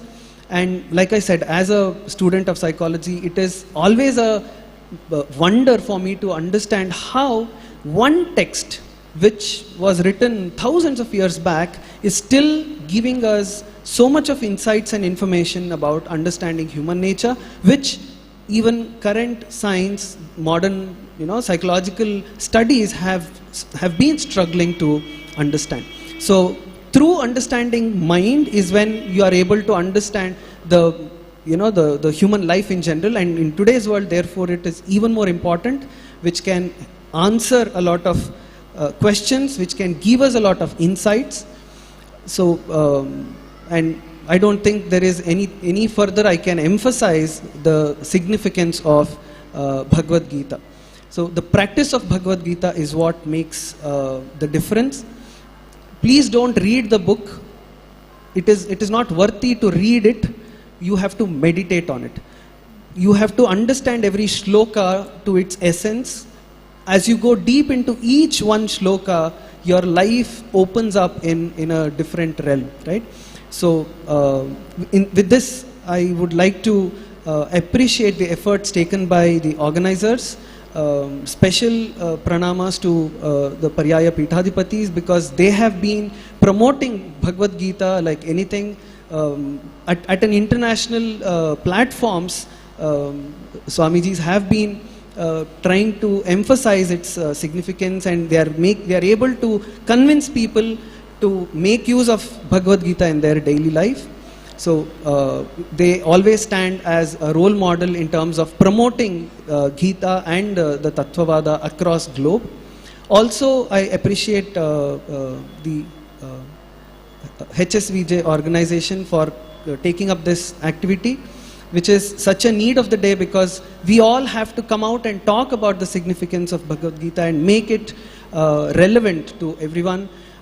Because when we look at other schools of thought, it is very scary that they want to enforce their philosophies, whereas we are not trying to enforce, rather we are trying to encourage and make a difference. So thank you so much for giving me this opportunity, and I would like to submit my Vakusumas to Mukhya Prana Antargata Shri Krishna, and Namaskar.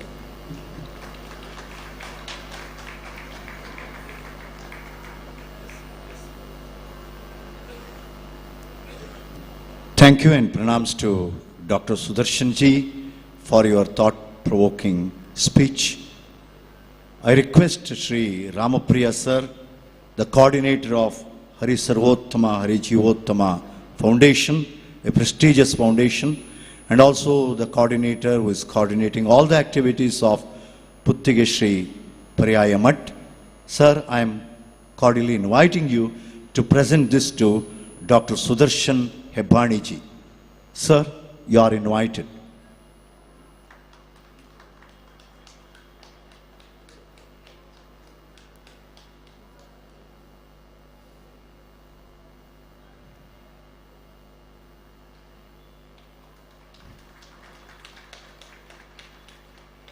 Thank you, sir. Pranams to you. Before we listen to Sri Nitin Korelli ji, I take this opportunity to introduce him to this wonderful audience. Sri Nitin Korelli is a resident of Bengaluru. He is an MCA graduate who had a short stint of 3 years in corporate sector. Then he completed his yoga instructor course from S. Vyasa Deemed University, Bengaluru. He also completed yoga protocolship instructor course from the Ministry of Ayush, Government of India. For the past 8 years, he has been and training corporates in yoga both in India and abroad. He has reached 3,000 plus people across Bengaluru in his chosen field. With great respect and reverence, I am inviting Sri Nitin Korelli onto the stage and to proceed with his speech. Sir, you are invited.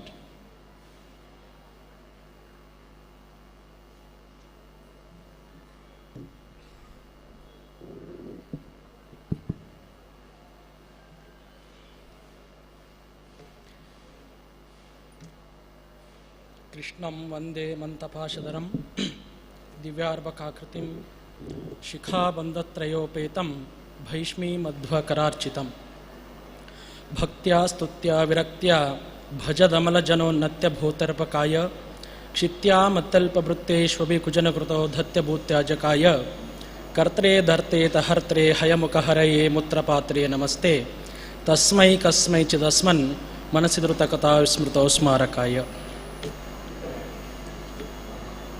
ಪರ್ಯಾಯ ಪುತ್ತಿಗೆ ಮಠದ ಹಿರಿಯ ಶ್ರೀಪಾದರಾದಂಥ ಶ್ರೀ ಸುಗುಣೇಂದ್ರ ತೀರ್ಥ ಶ್ರೀಪಾದಂಗಳವರಿಗೆ ಹಾಗೂ ಕಿರಿಯ ಶ್ರೀಪಾದರಾದಂಥ ಶ್ರೀ ಸುಶ್ರೀಂದ್ರ ತೀರ್ಥ ಶ್ರೀಪಾದಂಗಳವರ ಪಾದಾರವಿಂದಗಳಲ್ಲಿ ಶಿರಸಾಷ್ಟಾಂಗ ನಮಸ್ಕಾರಗಳನ್ನು ಸಲ್ಲಿಸ್ತಾ, ಜೊತೆಗೆ ಇಲ್ಲಿ ಉಪಸ್ಥಿತರಿರತಕ್ಕಂಥ ಎಲ್ಲ ಬಂಧುಗಳಿಗೆ, ಹಿರಿಯರಿಗೆ ಎಲ್ರಿಗೂ ವಂದಿಸುತ್ತಾ, ಇವತ್ತು ಭಗವದ್ಗೀತೆಯಲ್ಲಿ ಯೋಗ ಅನ್ನುವಂಥದ್ರ ಬಗ್ಗೆ ಕನ್ನಡದಲ್ಲಿ ಮಾತಾಡಲಿಕ್ಕಿದ್ದೇನೆ. ಯೋಗ ಕರ್ಮಸು ಕೌಶಲಂ ಅಂತ ಹೇಳಿದ್ದಾರೆ. ಅಂದರೆ ಯಾವ ಕೆಲಸವನ್ನು ಮಾಡ್ತೀವೋ ಅದನ್ನು ಕೌಶಲ್ಯಭರಿತವಾಗಿ, ಅದನ್ನು ಡಿಸಿಪ್ಲಿನ್ ಆಗಿ ಮಾಡುವಂಥದ್ದೇ ಯೋಗ ಅಂತಂದು ಹೇಳಿ. ಇನ್ನು ಇಲ್ಲಿ ಯೋಗ ಅಂತಂದ ತಕ್ಷಣ ಕರ್ಮಯೋಗವೇ ಮುಖ್ಯ ಪ್ರಧಾನವಾದಂಥ ಒಂದು ಯೋಗ ಅಂತಂದು ಹೇಳಿದ್ದಾರೆ. ಯಾಕೆ ಇಲ್ಲಿ ಕರ್ಮಯೋಗ ಅಂತ ಹೇಳಿದ್ರೆ, ಕರ್ಮ ಇಲ್ಲದೇನೆ ಯಾವ ಕೆಲಸಗಳು ಕೂಡ ಆಗ್ಲಿಕ್ಕೆ ಸಾಧ್ಯ ಇಲ್ಲ ಅಂತಂದು ಹೇಳಿ. ಯಾವಾಗ ನಾವು ನಿಷ್ಕಾಮವಾದಂಥ ಕರ್ಮವನ್ನು ಮಾಡ್ತಾ ಹೋಗ್ತೀವೋ ಆವಾಗ ನಮ್ಮ ಮನಸ್ಸು ಶುದ್ಧವಾಗ್ತಾ ಹೋಗುತ್ತೆ. ಯಾವಾಗ ನಮ್ಮ ಮನಸ್ಸು ಶುದ್ಧವಾಗ್ತಾ ಹೋಗುತ್ತೋ ಆವಾಗ ನಾವು ಧ್ಯಾನದ ಕಡೆಗೆ ಹೋಗ್ತೀವಿ. ಧ್ಯಾನದಿಂದ ಪರಮಾತ್ಮನ ಕಡೆಗೆ ನಾವು ಸಾಗಲಿಕ್ಕೆ ಆಗುತ್ತೆ ಅನ್ನುವಂಥದ್ದು. ಇನ್ನು ನಮ್ಮ ಮನಸ್ಸು ಯಾವಾಗ ಸ್ಟ್ರಾಂಗ್ ಆಯಿತೋ ಅವಾಗ ಏನಾಗುತ್ತೆ ಅಂತಂದರೆ, ನಾವಿಲ್ಲಿ ಒಂದು ಇಂಗ್ಲೀಷ್ ಕೋಟ್ ನನಗೆ ನೆನಪಾಗ್ತಾ ಇದೆ. A strong mind can lift a weak body. A strong mind can lift a weak body, but a weak mind cannot lift a strong body ಅಂತಂದು ಹೇಳಿ. ಯಾವಾಗ ಶಕ್ತಿಯುತವಾದಂಥ ಮನಸ್ಸಿರುತ್ತೋ ಅದು ನಿಶಕ್ತವಾದಂಥ ದೇಹವನ್ನು ಲಿಫ್ಟ್ ಮಾಡುತ್ತೆ ಅಂತೆ. ಆದರೆ ನಮ್ಮ ಮನಸ್ಸು ಯಾವಾಗ ನಿಶಕ್ತವಾಗಿರುತ್ತೆ, ಯಾವಾಗ ಸ್ಟ್ರಾಂಗ್ ಆಗಿರಲ್ವೋ ಆವಾಗ ಎಷ್ಟೇ ಸ್ಟ್ರಾಂಗ್ ಆಗಿರತಕ್ಕಂಥ ಬಾಡಿ ಇದ್ದರೂ ಕೂಡ ಅದು ಲಿಫ್ಟ್ ಮಾಡಲ್ಲ ಅಂತ. ಅಂದರೆ ನಾವು ಹೇಳೋದನ್ನು ಕೇಳ್ತಾ ಇರ್ತೀವಿ, ಎಲ್ಲರೇ ನನಗೆ ಯಾಕೋ ಮನಸ್ಸಿಲ್ಲ, ಇವತ್ತು ನಂಗೆ ಮಾಡೋದಕ್ಕೆ ಬೇಜಾರಿದೆ, ಎಷ್ಟು ನೋಡೋಕ್ಕೆ ಎಷ್ಟು ಚೆನ್ನಾಗಿ ಕಾಣಿಸ್ತಾ ಇರ್ತಾರೆ, ಬಟ್ ಒಳಗಡೆ ಏನೋ ಮನಸ್ಸಲ್ಲಿ ಏನೋ ತೊಂದರೆ ಆಗ್ತಾ ಇರುವಂಥದ್ದಿರುತ್ತೆ. ಹಾಗಾಗಿ ಅಂಥ ಟೈಮಲ್ಲಿ ನಮಗೆ ಗೊತ್ತಾಗುವಂಥದ್ದು ಸೊ ಇದು ನಮ್ಮ ಮನಸ್ಸು ಚೆನ್ನಾಗಿಲ್ಲ ಅಂತ ಹೇಳ್ಬಿಟ್ಟು ನಮಗೆ ಗೊತ್ತಾಗ್ತಾ ಇರುತ್ತೆ. ನಾವು ಇನ್ನು ಮನಸ್ಸು ಚೆನ್ನಾಗಿಲ್ಲ ಅಂತ ಗೊತ್ತಾದಕ್ಕಾಯಿತು, ನಾವೆಲ್ಲ ಚೆನ್ನಾಗಿರುವಂಥ ಟೈಮಲ್ಲೂ ಕೂಡ ನಮ್ಮ ಮನಸ್ಸು ಯಾವ ಕಡೆಗೆ ಚಲಿಸ್ತಾ ಇದೆ, ನಾನು ಪ್ರತಿನಿತ್ಯ ಸರಿಯಾದ ಮಾರ್ಗದಲ್ಲಿ ಹೋಗ್ತಾ ಇದ್ದೀನ, ನನ್ನ ಮನಸ್ಸು ಸರಿಯಾದ ಕಡೆಗೆ ಹೋಗ್ತಾ ಇದೆಯಾ ಅನ್ನೋಂಥದ್ದನ್ನು ನಾವು ಒಂದಿಷ್ಟು ಟೆಸ್ಟ್ ಮಾಡ್ಕೊಳ್ಬೇಕು. ಅದನ್ನು ಯಾವ ರೀತಿ ಟೆಸ್ಟ್ ಮಾಡ್ಕೊಳ್ಬೇಕು ಅಂತಂದರೆ, ಫಾರ್ ಎಕ್ಸಾಂಪಲ್ ನಮ್ಮ ಫ್ರೆಂಡ್ಸ್ ಜೊತೆಗೆ ಅಥವಾ ಯಾರೋ ಒಂದಿಷ್ಟು ಬೇರೆಯವ್ರ ಜೊತೆಗೆ ನಾವು ಮಾತಾಡ್ತಾ ಕೂತಿರುವಾಗ ಅವ್ರು ಯಾವುದೋ ಒಂದು ವಿಷಯವನ್ನು ಹೇಳಿದರು ಅಂತಂದರೆ, ಆವಾಗ ನಮ್ಮ ಮನಸ್ಸು ಯಾವ ಕಡೆ ಚಲಿಸ್ತಾ ಇದೆ ಅನ್ನುವಂಥದ್ದನ್ನು ನಾವು ಗಮನಿಸಿದಾಗ, ಸೊ ಆವಾಗ ನಮ್ಮ ಮನಸ್ಸು ಸಾತ್ವಿಕವಾದ ಕಡೆಗಿದೆಯೋ, ರಾಜಸಿಕವಾದಂಥ ಕಡೆಗಿದೆಯೋ ಅಥವಾ ತಾಮಸಿಕವಾದಂಥ ಕಡೆಗಿದೆಯೋ ಅಂತಂದು ಹೇಳ್ಬಿಟ್ಟು ಗೊತ್ತಾಗ್ತಾ ಹೋಗುವಂಥದ್ದು. ಓಕೆ, ಸೊ ಇಲ್ಲಿ ಒಂದು ಉದಾಹರಣೆ ಹೇಳಬೇಕು ಅಂತಂದರೆ, ನಮ್ಮವರೊಬ್ಬರು ತುಂಬ ಪರಿಚಯಸ್ಥರು, ಅವರಿಗೆ ಚಕ್ರಧ್ಯಾನದ ಬಗ್ಗೆ ಎಲ್ಲ ಹೇಳ್ತಾ ಇರುವಾಗ, ಈ ಚಕ್ರಧ್ಯಾನದಲ್ಲಿ ನಿಮಗೆ ಯಾರಾದರೂ ಮಾಡ್ತಾ ಇದ್ರೆ ಗೊತ್ತಿರುತ್ತೆ, ಅದರಲ್ಲಿ ಒಂದೊಂದು ಚಕ್ರಕ್ಕೆ ಒಂದೊಂದು ಬೀಜ ಮಂತ್ರಗಳಿದೆ. ಅದರಲ್ಲಿ ಮಣಿಪುರ ಚಕ್ರ ಅಂತ ಹೇಳಿ ಬರುತ್ತೆ. ಮಣಿಪುರ ಚಕ್ರ ಅಂತಂದು ಹೇಳಿದಾಗ ಅದರ ಬೀಜ ಮಂತ್ರ ರಮ್ ಅಂತಂದು ಹೇಳಿ, ರಮ್ RUM ರಮ್ ಅಂತಂದು ಹೇಳಿ. ಸೊ ಅದನ್ನು ಹೇಳಿದ ತಕ್ಷಣ ಅಲ್ಲಿ ಎದುರುಗಡೆ ಇರುವಂಥವ್ರು ಅವ್ರ ಮನಸ್ಸು ಎಲ್ಲೋ ಹೊರಟೋಯ್ತದು. ಸೊ ಆ ಥರದಿತ್ತು, ಅದು ಕೆಟ್ಟದ ಕಡೆಗೆ ಹೋಗಿರುವಂಥದ್ದು. ಆ ಥರದಿತ್ತು ಅಂತಂದರೆ ನಮ್ಮ ಮನಸ್ಸು ಆ ಥರದಿದ್ದಾಗ ನಾವು ಏನೇ ಸಾಧನೆ ಮಾಡಬೇಕು ಅಂತ ಹೊರಟರು ಕೂಡ ಅದು ನಮಗೆ ಸಿದ್ಧಿಯನ್ನು ಕೊಡಲಿಕ್ಕೆ ಆಗೋದಿಲ್ಲ ಅಂತಂದು ಹೇಳಿ. ಸೊ ಅದ್ರ ಜೊತೆಗೆ ಇನ್ನು ಇದಕ್ಕೆ ಒಳ್ಳೆ ಮನಸ್ಸು ಬೇಕು ಅಂತಂದ್ರೆ ಏನು ಮಾಡಬೇಕು ಅಂದರೆ, ಯಾವತ್ತೂ ಕೂಡ ನಾವು ಒಳ್ಳೆಯವರ ಮಾರ್ಗದರ್ಶನದಲ್ಲಿ ನಡಿಬೇಕು. ಒಳ್ಳೆ ಸ್ನೇಹಿತರನ್ನೇ, ಒಳ್ಳೆ ಫ್ರೆಂಡ್ಸನ್ನೇ ನಾವು ಯಾವಾಗಲೂ ಕೂಡ ಇಟ್ಕೊಳ್ಬೇಕು ಅಂತಂದು ಹೇಳಿ, ಅವ್ರ ಜೊತೆಗೆ ನಾವು ಫ್ರೆಂಡ್ಶಿಪ್ಪನ್ನು ಮಾಡಬೇಕು ಅಂತಂದು ಹೇಳಿ. ಅದ್ರ ಜೊತೆಗೆ ಇನ್ನೂ ಒಂದು ಇಲ್ಲಿ ಹೇಳ್ತಾರೆ, ನಾವು ತಿನ್ನುವಂಥ ಆಹಾರ ಕೂಡ ನಮಗೆ ಅದು ನಮ್ಮ ಮನಸ್ಸಿನ ಮೇಲೆ ಪರಿಣಾಮ ಬೀರುತ್ತೆ ಅಂತಂದು ಹೇಳಿಬಿಟ್ಟು. ಸೊ ಇಲ್ಲಿ ಒಂದು ಶ್ಲೋಕ ಇದೆ, ಏನಂತಂದರೆ, ಯುಕ್ತಾಹಾರ ವಿಹಾರಸ್ಯ ಯುಕ್ತ ಚೇಷ್ಟಸ್ಯ ಕರ್ಮಸು ಯುಕ್ತ ಸ್ವಪ್ನಾವಬೋಧಸ್ಯ ಯೋಗೋ ಭವತಿ ದುಃಖ ಅಂತಂದು ಹೇಳಿ. ಸೊ ಅಂದರೆ ನಿಯಂತ್ರಿತವಾದಂಥ ಆಹಾರ, ಸೊ ಸಾತ್ವಿಕವಾದಂಥ ಆಹಾರ ಮತ್ತು ಅದನ್ನು ನಿಯಂತ್ರಣದಲ್ಲಿ ಕಂಡ ಹಾಗೆ ಯಾವಾಗಲೂ ತಿನ್ನುವಂಥದ್ದಲ್ಲ. ಆ ರೀತಿಯ ಆಹಾರ, ಸರಿಯಾದಂಥ ನಿದ್ರೆ, ಜೊತೆಗೆ ಎಚ್ಚರ ಇರುವಂಥದ್ದು ಕೂಡ ಹಾಗೆ, ಜೊತೆಗೆ ನಮ್ಮ ಬಾಡಿ ಅದನ್ನು ಕೂಡ ಸರಿಯಾದ ರೀತಿಯಲ್ಲಿ ನಾವು ಪೋಷಣೆಯನ್ನು ಮಾಡ್ತಾ ಹೋದ್ವಿ ಅಂತಂದರೆ, ಅದನ್ನು ಸರಿಯಾದ ರೀತಿಯಲ್ಲಿ ನಾವು ನೋಡ್ಕೊಂಡು ಹೋದ್ವಿ ಅಂತಂತಂದರೆ, ಈ ಯೋಗದ ಅಭ್ಯಾಸ ನಾವು ಮಾಡ್ತಾ ಇದ್ದಾಗ ಅದು ನಮಗೆ ಚೆನ್ನಾಗಿ ರಿಯಾಕ್ಟ್ ಮಾಡುತ್ತೆ, ಅದು ಸಿದ್ಧಿಸುತ್ತೆ ಅಂತಂದು ಹೇಳ್ತಾರೆ. ಸೊ ಇದನ್ನು ಯಾವುದನ್ನು ಕೂಡ ನಾವು ಮಾಡದೆ ಕಂಡಪಟ್ಟೆ ತಿನ್ನುವಂಥದ್ದು, ತುಂಬ ನಿದ್ದೆಗೆಡುವಂಥದ್ದು, ಎಸ್ಪೆಷಲಿ ನಾವು ಕಾರ್ಪೊರೇಟ್ ಸೆಕ್ಟರಲ್ಲಿ ನೋಡ್ತೀವಿ, ಇದನ್ನು ತುಂಬ ನಿದ್ದೆಗೆಡುವಂಥದ್ದನ್ನು ನೋಡ್ತಾ ಇರ್ತೀವಿ. ಓಕೆ, ಆಮೇಲೆ ಇಲ್ಲ ಅಂತಂದರೆ ತುಂಬ ನಿದ್ರೆ ಮಾಡುವಂಥದ್ದು, ಅದನ್ನು ನೋಡ್ತಾ ಇರ್ತೀವಿ. ಈ ರೀತಿ ಆಯಿತು ಅಂತಂದರೆ ಆಮೇಲೆ ಆ ಯೋಗ ಮಾರ್ಗದಲ್ಲಿದ್ದರೂ ಕೂಡ ಯಾವುದೇ ನಮಗೆ ಪರಿಹಾರ ಅನ್ನುವಂಥದ್ದು ಸಿಗೋದಲ್ಲ, ಅದರ ಯೋಗ ನಮಗೆ ಹತ್ತೋದಿಲ್ಲ ಅಂತಂದು ಹೇಳ್ತಾರೆ. ಹಾಗಾಗಿ ನಾವು ಸರಿಯಾದ ಮಾರ್ಗದಲ್ಲಿ ನಡಿಬೇಕು ಅನ್ನುವಂಥದ್ದು, ಇದು ಒಂದಾಯಿತು. ನೆಕ್ಸ್ಟ್, ಇನ್ನು ನಮ್ಮ ಮನಸ್ಸಿಗೆ ನಾವೇ ಕಾರಣ ಅಂಥೇಳಿ, ಅಂದರೆ ನಮ್ಮ ಮನಸ್ಸೇ ನಮಗೆ ಶತ್ರು, ನಮ್ಮ ಮನಸ್ಸೇ ನಮಗೆ ಮಿತ್ರ ಅಂತಂದು ಹೇಳಿರುವಂಥದ್ದು. ಸೊ ಅದಕ್ಕೆ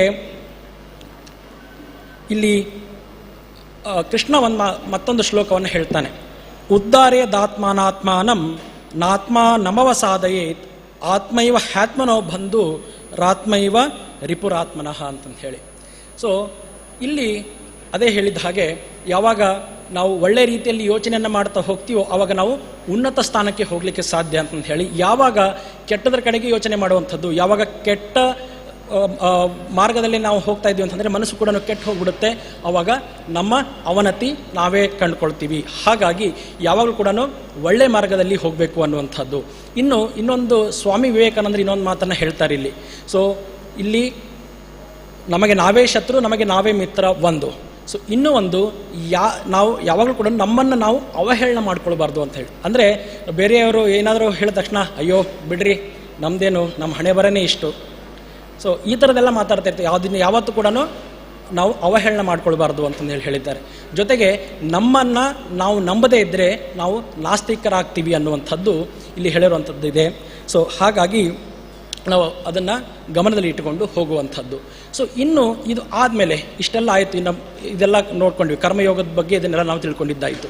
ಇದೆಲ್ಲ ಆದಮೇಲೆ ಇನ್ನು ಕೃಷ್ಣ ಹೇಳಿರ್ತಕ್ಕಂಥ ಯೋಗ, ಈ ಭಗವದ್ಗೀತೆಯಲ್ಲಿ ಒಂದೊಂದು ಅಧ್ಯಾಯದಲ್ಲೂ ಒಂದೊಂದು ತತ್ವಗಳನ್ನು ತಗೊಂಡ್ಬಿಟ್ಟು ಪತಂಜಲಿಗಳು ಬಹಳ ಒಳ್ಳೆಯ ರೀತಿಯಲ್ಲಿ ನಮಗೆ ಧ್ಯಾನಕ್ಕೆ ಹೋಗೋದಕ್ಕೆ ಮಾರ್ಗವನ್ನು ತಿಳಿಸ್ಕೊಟ್ಟಿದ್ದಾರೆ. ಅದೇ ಪತಂಜಲಿ ಯೋಗ, ಅದನ್ನೇ ರಾಜಯೋಗ ಅಂತಂದು ಹೇಳ್ತೀವಿ, ಅಷ್ಟಾಂಗ ಯೋಗ ಅಂತಂದು ಹೇಳಿ. ಇದೆಲ್ಲ ನಿಮಗೆಲ್ರಿಗೂ ಗೊತ್ತಿರುವಂಥದ್ದು. ಸೊ ಅದರಲ್ಲಿ ನಮಗೆಲ್ರಿಗೂ ಜಾಸ್ತಿ ಗೊತ್ತಿರುವಂಥದ್ದು ಯಾವುದು ಅಂತಂದರೆ ಒಂದು ಆಸನ, ಪ್ರಾಣಾಯಾಮ ಮತ್ತು ಧ್ಯಾನ. ಇದನ್ನಂತರೂ ಇದು ಎಲ್ರಿಗೂ ಗೊತ್ತಿರುವಂಥದ್ದೇ. ಆದರೆ ಇಲ್ಲಿ ಆಸನ ಅನ್ನುವಂಥದ್ದು 3ನೇ ಮೆಟ್ಟಿಲು ಅಂತ ಹೇಳ್ತೀವಿ. ಆಸನ ಈಸ್ ಎ 3rd ಲಿಂಬ್ ಅಂತಂದು ಹೇಳಿ. ದೇರ್ ಆರ್ 8 limbs ಬಟ್ ಆಸನ ಈಸ್ ಎ 3rd ಲಿಂಬ್ ಅಂತಂದು ಹೇಳಿ. ಓಕೆ, ಅದಕ್ಕಿಂತ ಮುಂಚೆ ಏನಿದ್ದಾವೆ ಅಂದರೆ ಯಮ ನಿಯಮಗಳು ಅಂತ ಹೇಳಿದ್ದಾವೆ. ಸೊ ಇದನ್ನು ಯಾರು ಶಾಸ್ತ್ರ ಮಾರ್ಗದಲ್ಲಿ ನಾವು ಹೋಗ್ತಾ ಇದ್ದೀವೋ ಅವರಿಗೆ ಇದು ಗೊತ್ತಿರುತ್ತೆ. ಸೊ ಯಮ ನಿಯಮಗಳು ಆದಮೇಲೆ next 3rd step is asanas ಅಂತಂದು ಹೇಳಿ. ಹಂಗಂದ್ರೆ ಡೈರೆಕ್ಟಾಗಿ ನಾವು ಇಷ್ಟು ದಿವಸ ಆಸನಗಳನ್ನೆಲ್ಲ ಮಾಡ್ತಾ ಇದ್ವಿ, ಹಾಗಿದ್ರೆ ಉಪಯೋಗ ಇಲ್ವಾ? ಉಪಯೋಗ ಇದೆ, ಬಟ್ ಇವೆರಡನ್ನೂ ಸರಿಯಾಗಿ ನಾವು ಅರ್ಥವನ್ನು ಮಾಡಿಕೊಂಡು ನೆಕ್ಸ್ಟ್ ಆಸನಗಳಿಗೆ ಹೋದಾಗ ಅದು ನಮಗೆ ಚೆನ್ನಾಗಿ ಸಿದ್ಧಿಸುತ್ತೆ ಅಂತ ಹೇಳಿ. ಹಾಗಂದ್ರೆ ಏನಿದು ಯಮ ಮತ್ತು ನಿಯಮಗಳಂತಂದ್ರೆ ಏನು ಅಂತಂದರೆ ನಮಗೆ ನಾವೇ ಹಾಕಿಕೊಳ್ಳುವಂತಹ ಚೌಕಟ್ಟು ಅಂತಂದು ಹೇಳ್ತಾರೆ. ನಮಗೆ ನಾವೇ ಹಾಕಿಕೊಳ್ಳುವಂತಹ ಚೌಕಟ್ಟು ಅಂತಂದು ಹೇಳಿ. ಯಾವ ರೀತಿಯ ಚೌಕಟ್ಟು ಅಂತಂದು ಹೇಳಿದ್ರೆ, ಒಂದು ಯಮ ಅಂತಂದಾಗ ದೈಹಿಕವಾದಂಥ ಚೌಕಟ್ಟು, ಇನ್ನು ನಿಯಮ ಅಂತಂದು ಹೇಳಿದಾಗ ಮಾನಸಿಕವಾದಂಥ ಚೌಕಟ್ಟು. ಸೊ ಇದನ್ನು ಮುಂದೆ ಎಕ್ಸ್ಪ್ಲನೇಷನ್ ಇನ್ನೂ ತುಂಬ ಇದೆ, ಅದು ಹೇಳ್ತಾ ಹೋದರೆ ಟೈಮ್ ಆಗುತ್ತೆ ಅನ್ನುವಂಥ ಕಾರಣಕ್ಕಾಗಿ ಇದಿಷ್ಟನ್ನು ಹೇಳುವಂಥದ್ದು.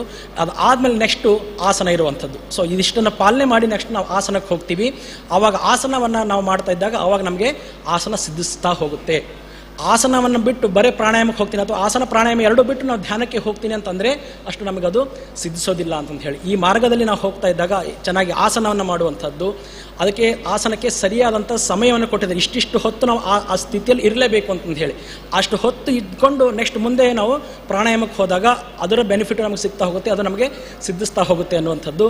ದೆನ್ ಅದರಿಂದ ಮುಂದೆ ನಾವು ಧ್ಯಾನಕ್ಕೆ ಹೋದಾಗ ಸೊ ನಮ್ಮ ಮನಸ್ಸು ನಿರಾಳವಾಗುವಂಥದ್ದು, ಜೊತೆಗೆ ಅದು ನಮಗೆ ಭಗವಂತನ ಕಡೆಗೆ ಕರ್ಕೊಂಡು ಹೋಗುತ್ತೆ ಅಂತ ಹೇಳುವಂಥದ್ದು.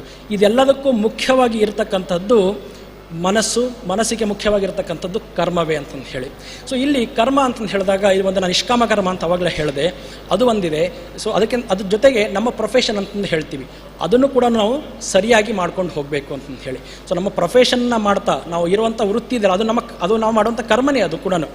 ಆದರೆ ಅದನ್ನು ಮಾಡ್ತಾ ಬೇರೆ ಯಾವುದನ್ನು ಬಿಟ್ವಿ ಅಥವಾ ದೇವರನ್ನು ಬಿಟ್ವಿ ಅಥವಾ ನಾವು ಸರ್ವಿಸ್ ಸೇವೆ ಅನ್ನೋಂಥದ್ದನ್ನು ಬಿಟ್ವಿ ಅಂತಂದರೆ ಅದು ಉಪಯೋಗ ಆಗಲ್ಲ ಅಂತಂದು ಹೇಳ್ತಾರೆ. ಬಟ್ ಜೊತೆಗೆ ಬರೀ ಸೇವೆಯನ್ನು ಮಾಡ್ತಾ ಬರೀ ದೇವ್ರ ಪೂಜೆ ಈ ಥರದನ್ನೇ ಬರೀ ಮಾಡ್ತಾ ನಾವು ನಮ್ಮ ಕೆಲಸದಲ್ಲಿ ಕೂಡ ನಾವು ರೆಸ್ಪೆಕ್ಟ್ ಕೊಡಲಿಲ್ಲ ಅಂತಂದ್ರೂ ಕೂಡ ಅದು ಹೋಗುತ್ತೆ ಅಂತ ಹೇಳ್ತಾರೆ. ಕೆಲಸವನ್ನು ಕೂಡ ಸರಿಯಾಗಿ ಮಾಡಬೇಕು, ಅದನ್ನೇ ಹೇಳ್ತಾರೆ ಕಾಯಕವೇ ಕೈಲಾಸ ಅಂತಂದು ಹೇಳಿ. ಕೆಲಸ ಕೂಡ ಸರಿಯಾದ ರೀತಿಯಲ್ಲಿ ಮಾಡಬೇಕು, ನಮಗೆ ಕೊಟ್ಟಂಥ ಕೆಲಸ. ಸೊ ನಮ್ಮ ಪ್ರೊಫೆಷನ್ ಏನಿದೆಯೋ, ನಮ್ಮ ಡ್ಯೂಟಿ ಏನಿದೆಯೋ ಅದನ್ನು ಪ್ರಾಪರಾಗಿ ಮಾಡ್ತಾ ಹೋಗಬೇಕು. ಜೊತೆಗೆ ನಿಷ್ಕಾಮ ಕರ್ಮ, ಸೊ ಬೇರೆಯವರಿಗೆ 4 ಜನರಿಗೆ ಉಪಯೋಗ ಆಗುವಂಥ ರೀತಿಯಲ್ಲಿ ಕೆಲಸ, ಅಂದರೆ ಅವ್ರ ಯಾವುದೇ ಕೆಲಸವನ್ನು ಮಾಡಿದಾಗ ಅವರಿಂದ ಏನು ರಿಸಲ್ಟನ್ನು ನಾವು ಎಕ್ಸ್ಪೆಕ್ಟ್ ಮಾಡದೇ ಇರುವಂಥದ್ದು. ಸೊ ಈ ರೀತಿಯಲ್ಲಿ ನಾವು ಮಾಡಿದಾಗ ಏನಾಗ್ತಾ ಹೋಗುತ್ತೆ ಅಂತ ಹೇಳಿದ್ರೆ ನಮ್ಮ ಮನಸ್ಸು ಅಂತಃಕರಣದಿಂದ ತುಂಬಿಕೊಳ್ಳುತ್ತೆ. ಸೊ ಜೊತೆಗೆ ಅದು ಭಗವಂತನ ಕಡೆಗೆ ಹೋಗುವಂಥದ್ದು ಅಂಥೇಳಿ. ಇಲ್ಲಿ ಸ್ವಾಮಿ ವಿವೇಕಾನಂದರ ಹತ್ರ ಅವರೊಬ್ಬ ಶಿಷ್ಯ ಬಂದುಬಿಟ್ಟು ಕೇಳ್ತಾರಂತೆ, ಸ್ವಾಮೀಜಿ ನನಗೆ ಯೋಗ ಮಾರ್ಗದಲ್ಲಿ ಹೋಗಬೇಕು ಅಂತಿದೆ, ನಾನೊಬ್ಬ ಯೋಗಿ ಆಗಬೇಕು ಅಂತ ಹೇಳಿದೆ, ಅದಕ್ಕೆ ನೀವು ನನಗೆ ಒಂದಿಷ್ಟು ಮಾರ್ಗದರ್ಶನವನ್ನು ಮಾಡಿ ಅಂತಂದು ಹೇಳಿ. ಆ ಥರ ಹೇಳಿದಾಗ ಅವಾಗ ವಿವೇಕಾನಂದರು ಹೇಳ್ತಾರಂತೆ, ಇಷ್ಟು ದಿವಸ ನೀನು ಒಂದಿಷ್ಟು ದಿವಸ ಸೇವೆಯನ್ನು ಮಾಡು, ಇಂಥವ್ರೆ ಸೇವೆಯನ್ನು ಮಾಡು ಅಂತಂದು ಹೇಳಿ. ಅವರು ಸೇವೆಯನ್ನು ಮಾಡೋದಕ್ಕೆ ಶುರು ಮಾಡಿ ಆದಮೇಲೆ ಸ್ವಲ್ಪ ದಿವಸ ಮಾಡಿ ಆದಮೇಲೆ ಮತ್ತೆ ಸ್ವಾಮೀಜಿ ಹತ್ರ ಬರ್ತಾರೆ, ಕೇಳಿದಾಗ ಇಲ್ಲ ಇನ್ನೊಂದು ಸ್ವಲ್ಪ ದಿವಸ ಮಾಡು ಅಂತಂದು ಹೇಳ್ತಾರೆ. ಸೊ ಆಮೇಲೆ ಮತ್ತೆ ನೆಕ್ಸ್ಟ್ ಅದಾದಮೇಲೆ ಮತ್ತೆ ಬಂದಾಗ ಕೇಳ್ತಾನೆ ಇವ್ರು, ಯಾರು ವಿವೇಕಾನಂದರ ಶಿಷ್ಯ, ಸ್ವಾಮೀಜಿ ನನಗೆ ಇವಾಗಲಾದರೂ ನನಗೆ ಮಾರ್ಗದರ್ಶನ ಮಾಡಿ ಅಂತಂದು ಹೇಳಿ. ಅವಾಗ ಸ್ವಾಮೀಜಿ ಹೇಳ್ತಾರೆ, ಇಲ್ಲ ನೀನು ಇನ್ನೂ ಮಾಡಬೇಕು, ಇನ್ನೂ ಸೇವೆಯನ್ನು ಮಾಡಬೇಕು ಅಂತಂದು ಹೇಳಿ. ಅವಾಗ ಅವ್ರ ಶಿಷ್ಯ ಕೇಳ್ತಾನೆ, ಅಲ್ಲ ಸ್ವಾಮೀಜಿ ನಾನು ಒಬ್ಬ ಯೋಗಿ ಆಗಬೇಕು ಅಂತ ಹೇಳಿ ನಿಮ್ಮ ಹತ್ರ ಬಂದು ಮಾರ್ಗದರ್ಶನ ಕೇಳ್ತಾ ಇದ್ದರೆ ನೀವು ನೋಡಿದ್ರೆ ನನ್ನನ್ನು ಭೋಗ ಮಾರ್ಗದಲ್ಲಿ ಕಳಿಸ್ತಾ ಇದ್ದೀರಿ, ಬರೀ ಬೇರೆಯವ್ರ ಸೇವೆ ಮಾಡ್ಕೊಂಡಿರು ಅಂತ ಹೇಳಿ ಕಳಿಸ್ತಾ ಇದ್ದೀರಿ, ಯಾಕೆ ಈ ಥರ ಮಾಡ್ತಾ ಇದ್ದೀರಿ? ನಾನು ಇಷ್ಟು ದಿವಸ ನೀವು ಹೇಳಿದ್ದನ್ನು ಕೆಲಸವನ್ನು ಸೇವೆಯನ್ನು ನಾನು ಮಾಡೇ ಬಂದಿದ್ದೀನಿ, ಬಟ್ ಅಷ್ಟಾದರೂ ಕೂಡ ಇನ್ನೂ ಮತ್ತೆ ಸೇವೆ ಮಾಡು ಅಂತ ಹೇಳ್ತಾ ಇದ್ದೀರಲ್ಲ, ಯಾಕೆ ಅಂತಂತ ಹೇಳಿದಾಗ ಸ್ವಾಮೀಜಿ ಹೇಳ್ತಾರೆ, ನೋಡಪ್ಪ ನೀನು ಬೇರೆಯವರಿಗೆ ಮೊದಲು ಚೆನ್ನಾಗಿ ಉಪಯೋಗಿ ಆಗುವಂಥದ್ದನ್ನು ಕಲ್ಕೊ, ಬೇರೆಯವರಿಗೆ ನೀನು ಚೆನ್ನಾಗಿ ಉಪಯೋಗಿ ಆಗುವಂಥದ್ದನ್ನು ಕಲ್ಕೊ, ಅದಾದಮೇಲೆ ನೆಕ್ಸ್ಟ್ ನೀನು ಯೋಗಿ ಆಗುವಂತೆ ಅಂತಂಥೇಳಿ. ಸೊ ಅಂದರೆ ನಾನು ಯೋಗಿ ಆಗಬೇಕು ಅಂತ ಹೇಳಿದಾಗ ಏನೋ ಒಂದಿಷ್ಟು ಸ್ವಲ್ಪ ಚೂರು ಸೇವೆಯನ್ನು ಮಾಡಿಬಿಟ್ಟು ನಾನು ನೆಕ್ಸ್ಟ್ ಯೋಗಿ ಆಗ್ತೀನಿ ಅಂತ ಬಂದರೆ ಅದಕ್ಕೆ ಸರ್ವತಾ ಸಾಧ್ಯ ಇಲ್ಲ ಅಂತ ಹೇಳ್ತಾರೆ.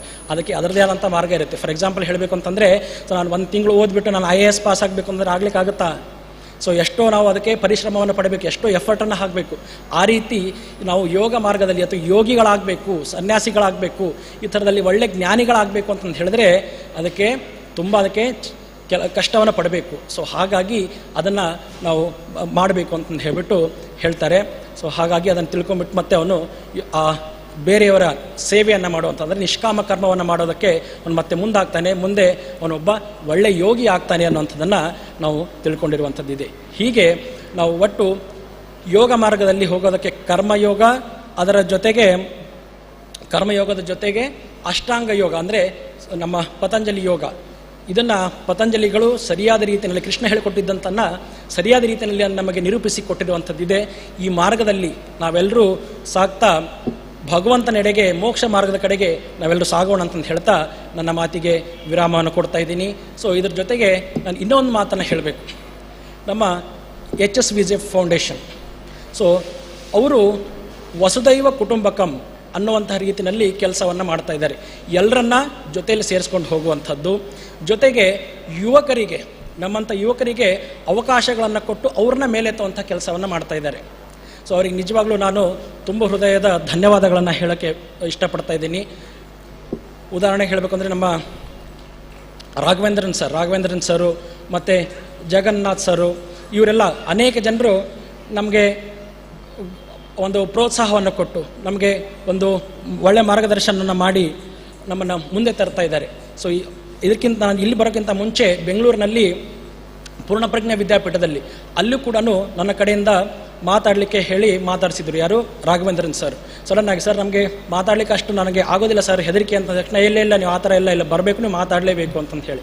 ಸೊ ಅವರ ಒಂದು ಪ್ರೀತಿಗೆ ನಾವು ಬಂದು ಮಾತಾಡಿದ್ದಾಯಿತು. ಅದಾದಮೇಲೆ ಎರಡನೇದ್ದು ಇಲ್ಲಿ ಉಡುಪಿಯ ಶ್ರೀಕೃಷ್ಣನ ಸನ್ನಿಧಾನದಲ್ಲಿ ಅವನೇ ಕೊಟ್ಟಂತಹ ಭಗವದ್ಗೀತೆಯ ಬಗ್ಗೆ ಇಲ್ಲಿ ಮಾತಾಡುವಂಥ ಅವಕಾಶ. ನಿಜವಾಗ್ಲೂ ಒಳ್ಳೆ ಕೆಲಸವನ್ನು ಮಾಡ್ಕೊಂಡು ಹೋಗ್ತಾ ಇದ್ದೀರಿ sir.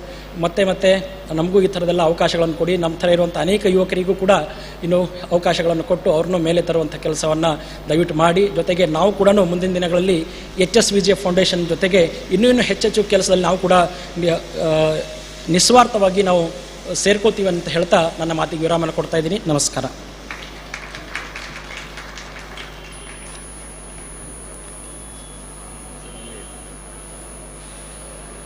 Thank you so much, Shri Nitinji, and the Trust takes pride in felicitating our wonderful speaker. Now, I invite Dr. Dilip Krishnamurthy, sir, a very famous scientist from the United States of America.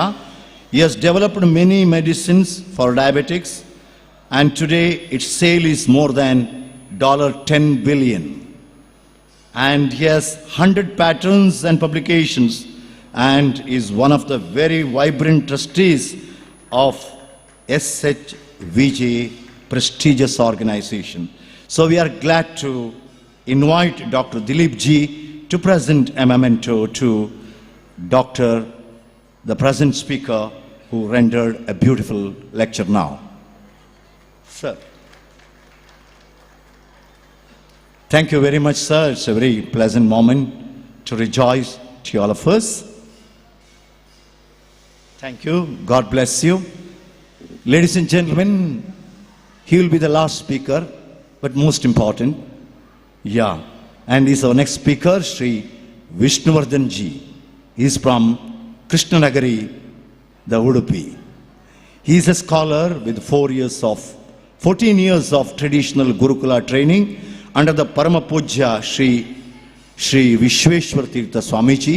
He completed his masters in Dvaita Vedanta from the Karnataka Sanskrit University, Bengaluru, if I am right, and at present is a doctoral research scholar at Mahe, Manipal. So we cordially invite Professor Vishnuvardhan ji onto the stage, and we are glad to lend our ears to Sri Vishnuvardhan ji. Sir, stage is yours.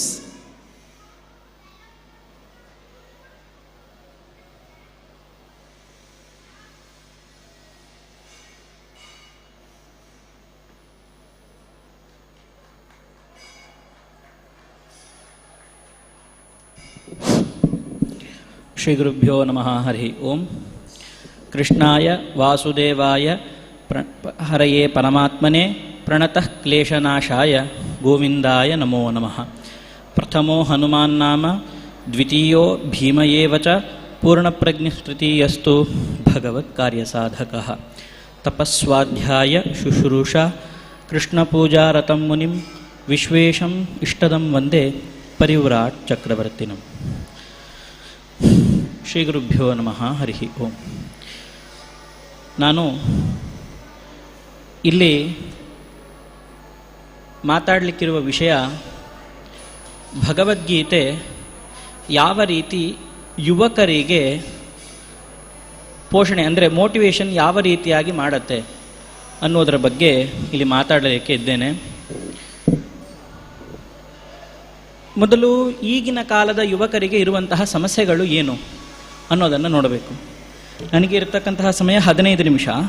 ಆ 15 ನಿಮಿಷದಲ್ಲಿ ನಾನು ಯೋಚನೆ ಮಾಡಿರ್ತಕ್ಕಂತಹ ಎಲ್ಲ ವಿಷಯಗಳನ್ನು ಮಾತಾಡಲಿಕ್ಕಾಗತ್ತಾ ಗೊತ್ತಿಲ್ಲ.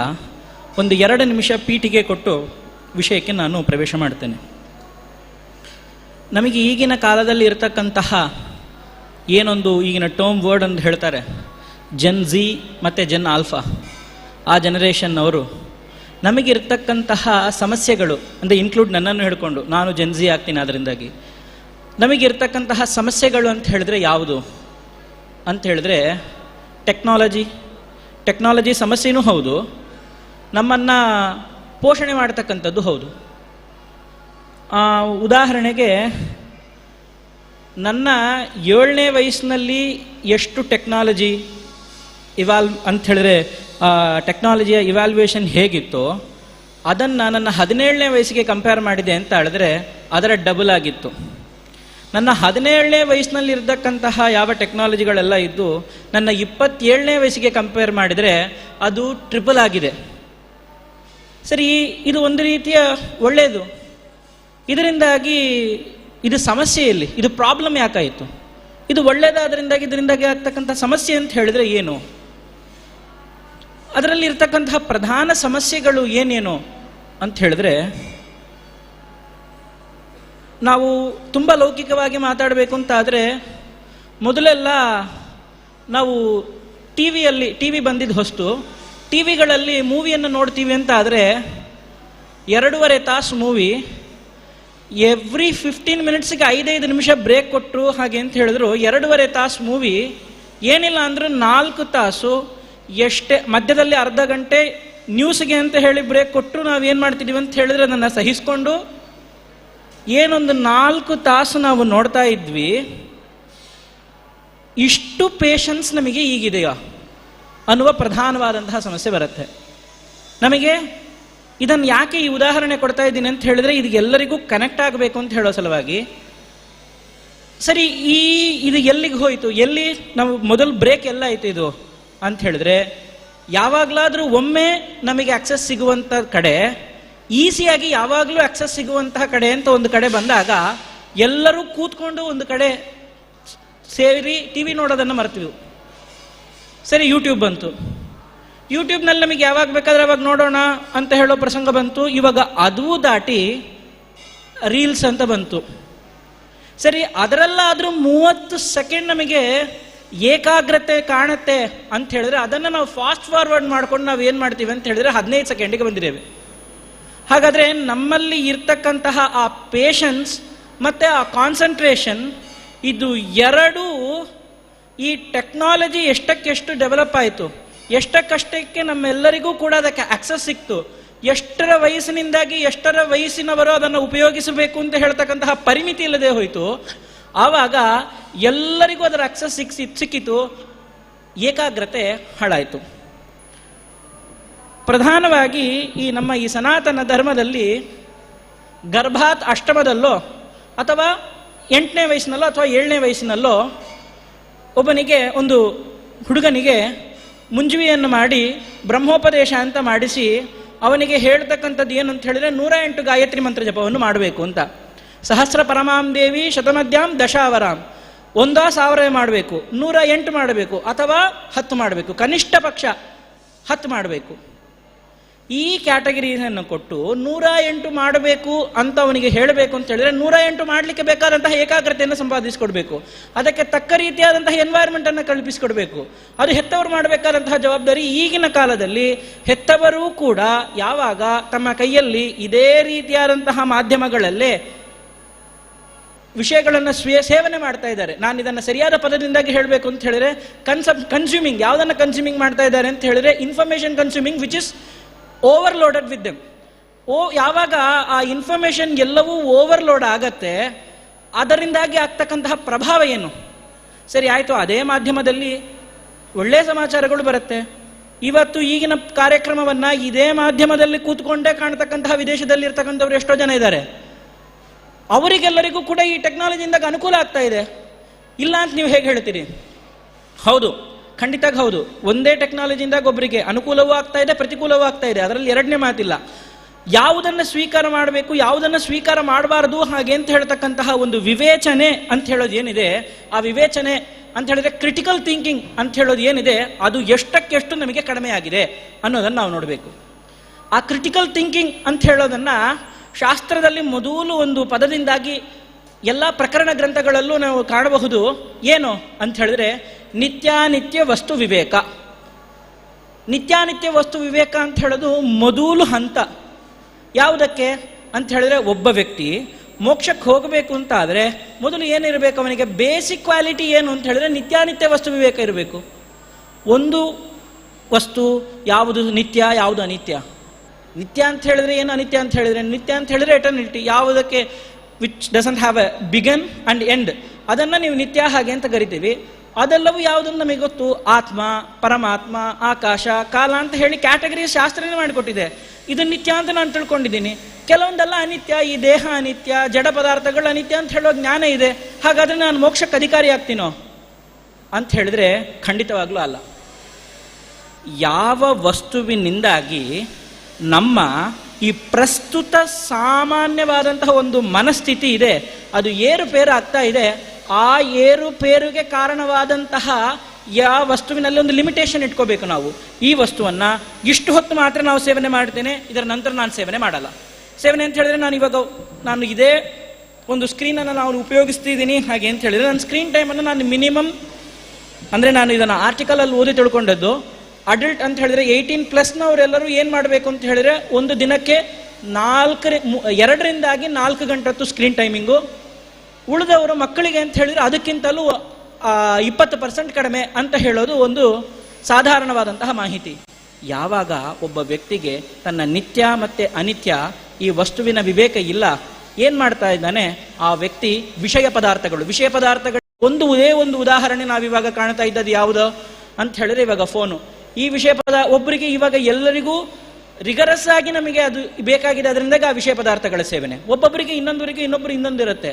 ಆ ವಿಷಯ ಪದಾರ್ಥಗಳ ಸೇವನೆಯಿಂದಾಗಿ ಆಗ್ತಕ್ಕಂತಹ ಪ್ರಭಾವಗಳನ್ನು ಕೃಷ್ಣ ಹೇಳ್ತಾನೆ. ಸಂಘಾತ್ ಧ್ಯಾಯತೋ ವಿಷಯಾನ್ ಪುಂಸ ಸಂಗಸ್ತೇಷು ಉಪಜಾಯತೆ, ಸಂಗಾತ್ ಸಂಜಾಯತೆ ಕಾಮಃ, ಕಾಮಾತ್ ಕ್ರೋಧೋಭಿಜಾಯತೆ, ಕ್ರೋಧಾತ್ ಭವತಿ ಸಮ್ಮೋಹಃ, ಸಮ್ಮೋಹಾತ್ ಸ್ಮೃತಿ ವಿಭ್ರಮಃ, ಸ್ಮೃತಿಭ್ರಂಶಾತ್ ಬುದ್ಧಿನಾಶಃ, ಬುದ್ಧಿನಾಶಾತ್ ಪ್ರಣಶ್ಯತಿ.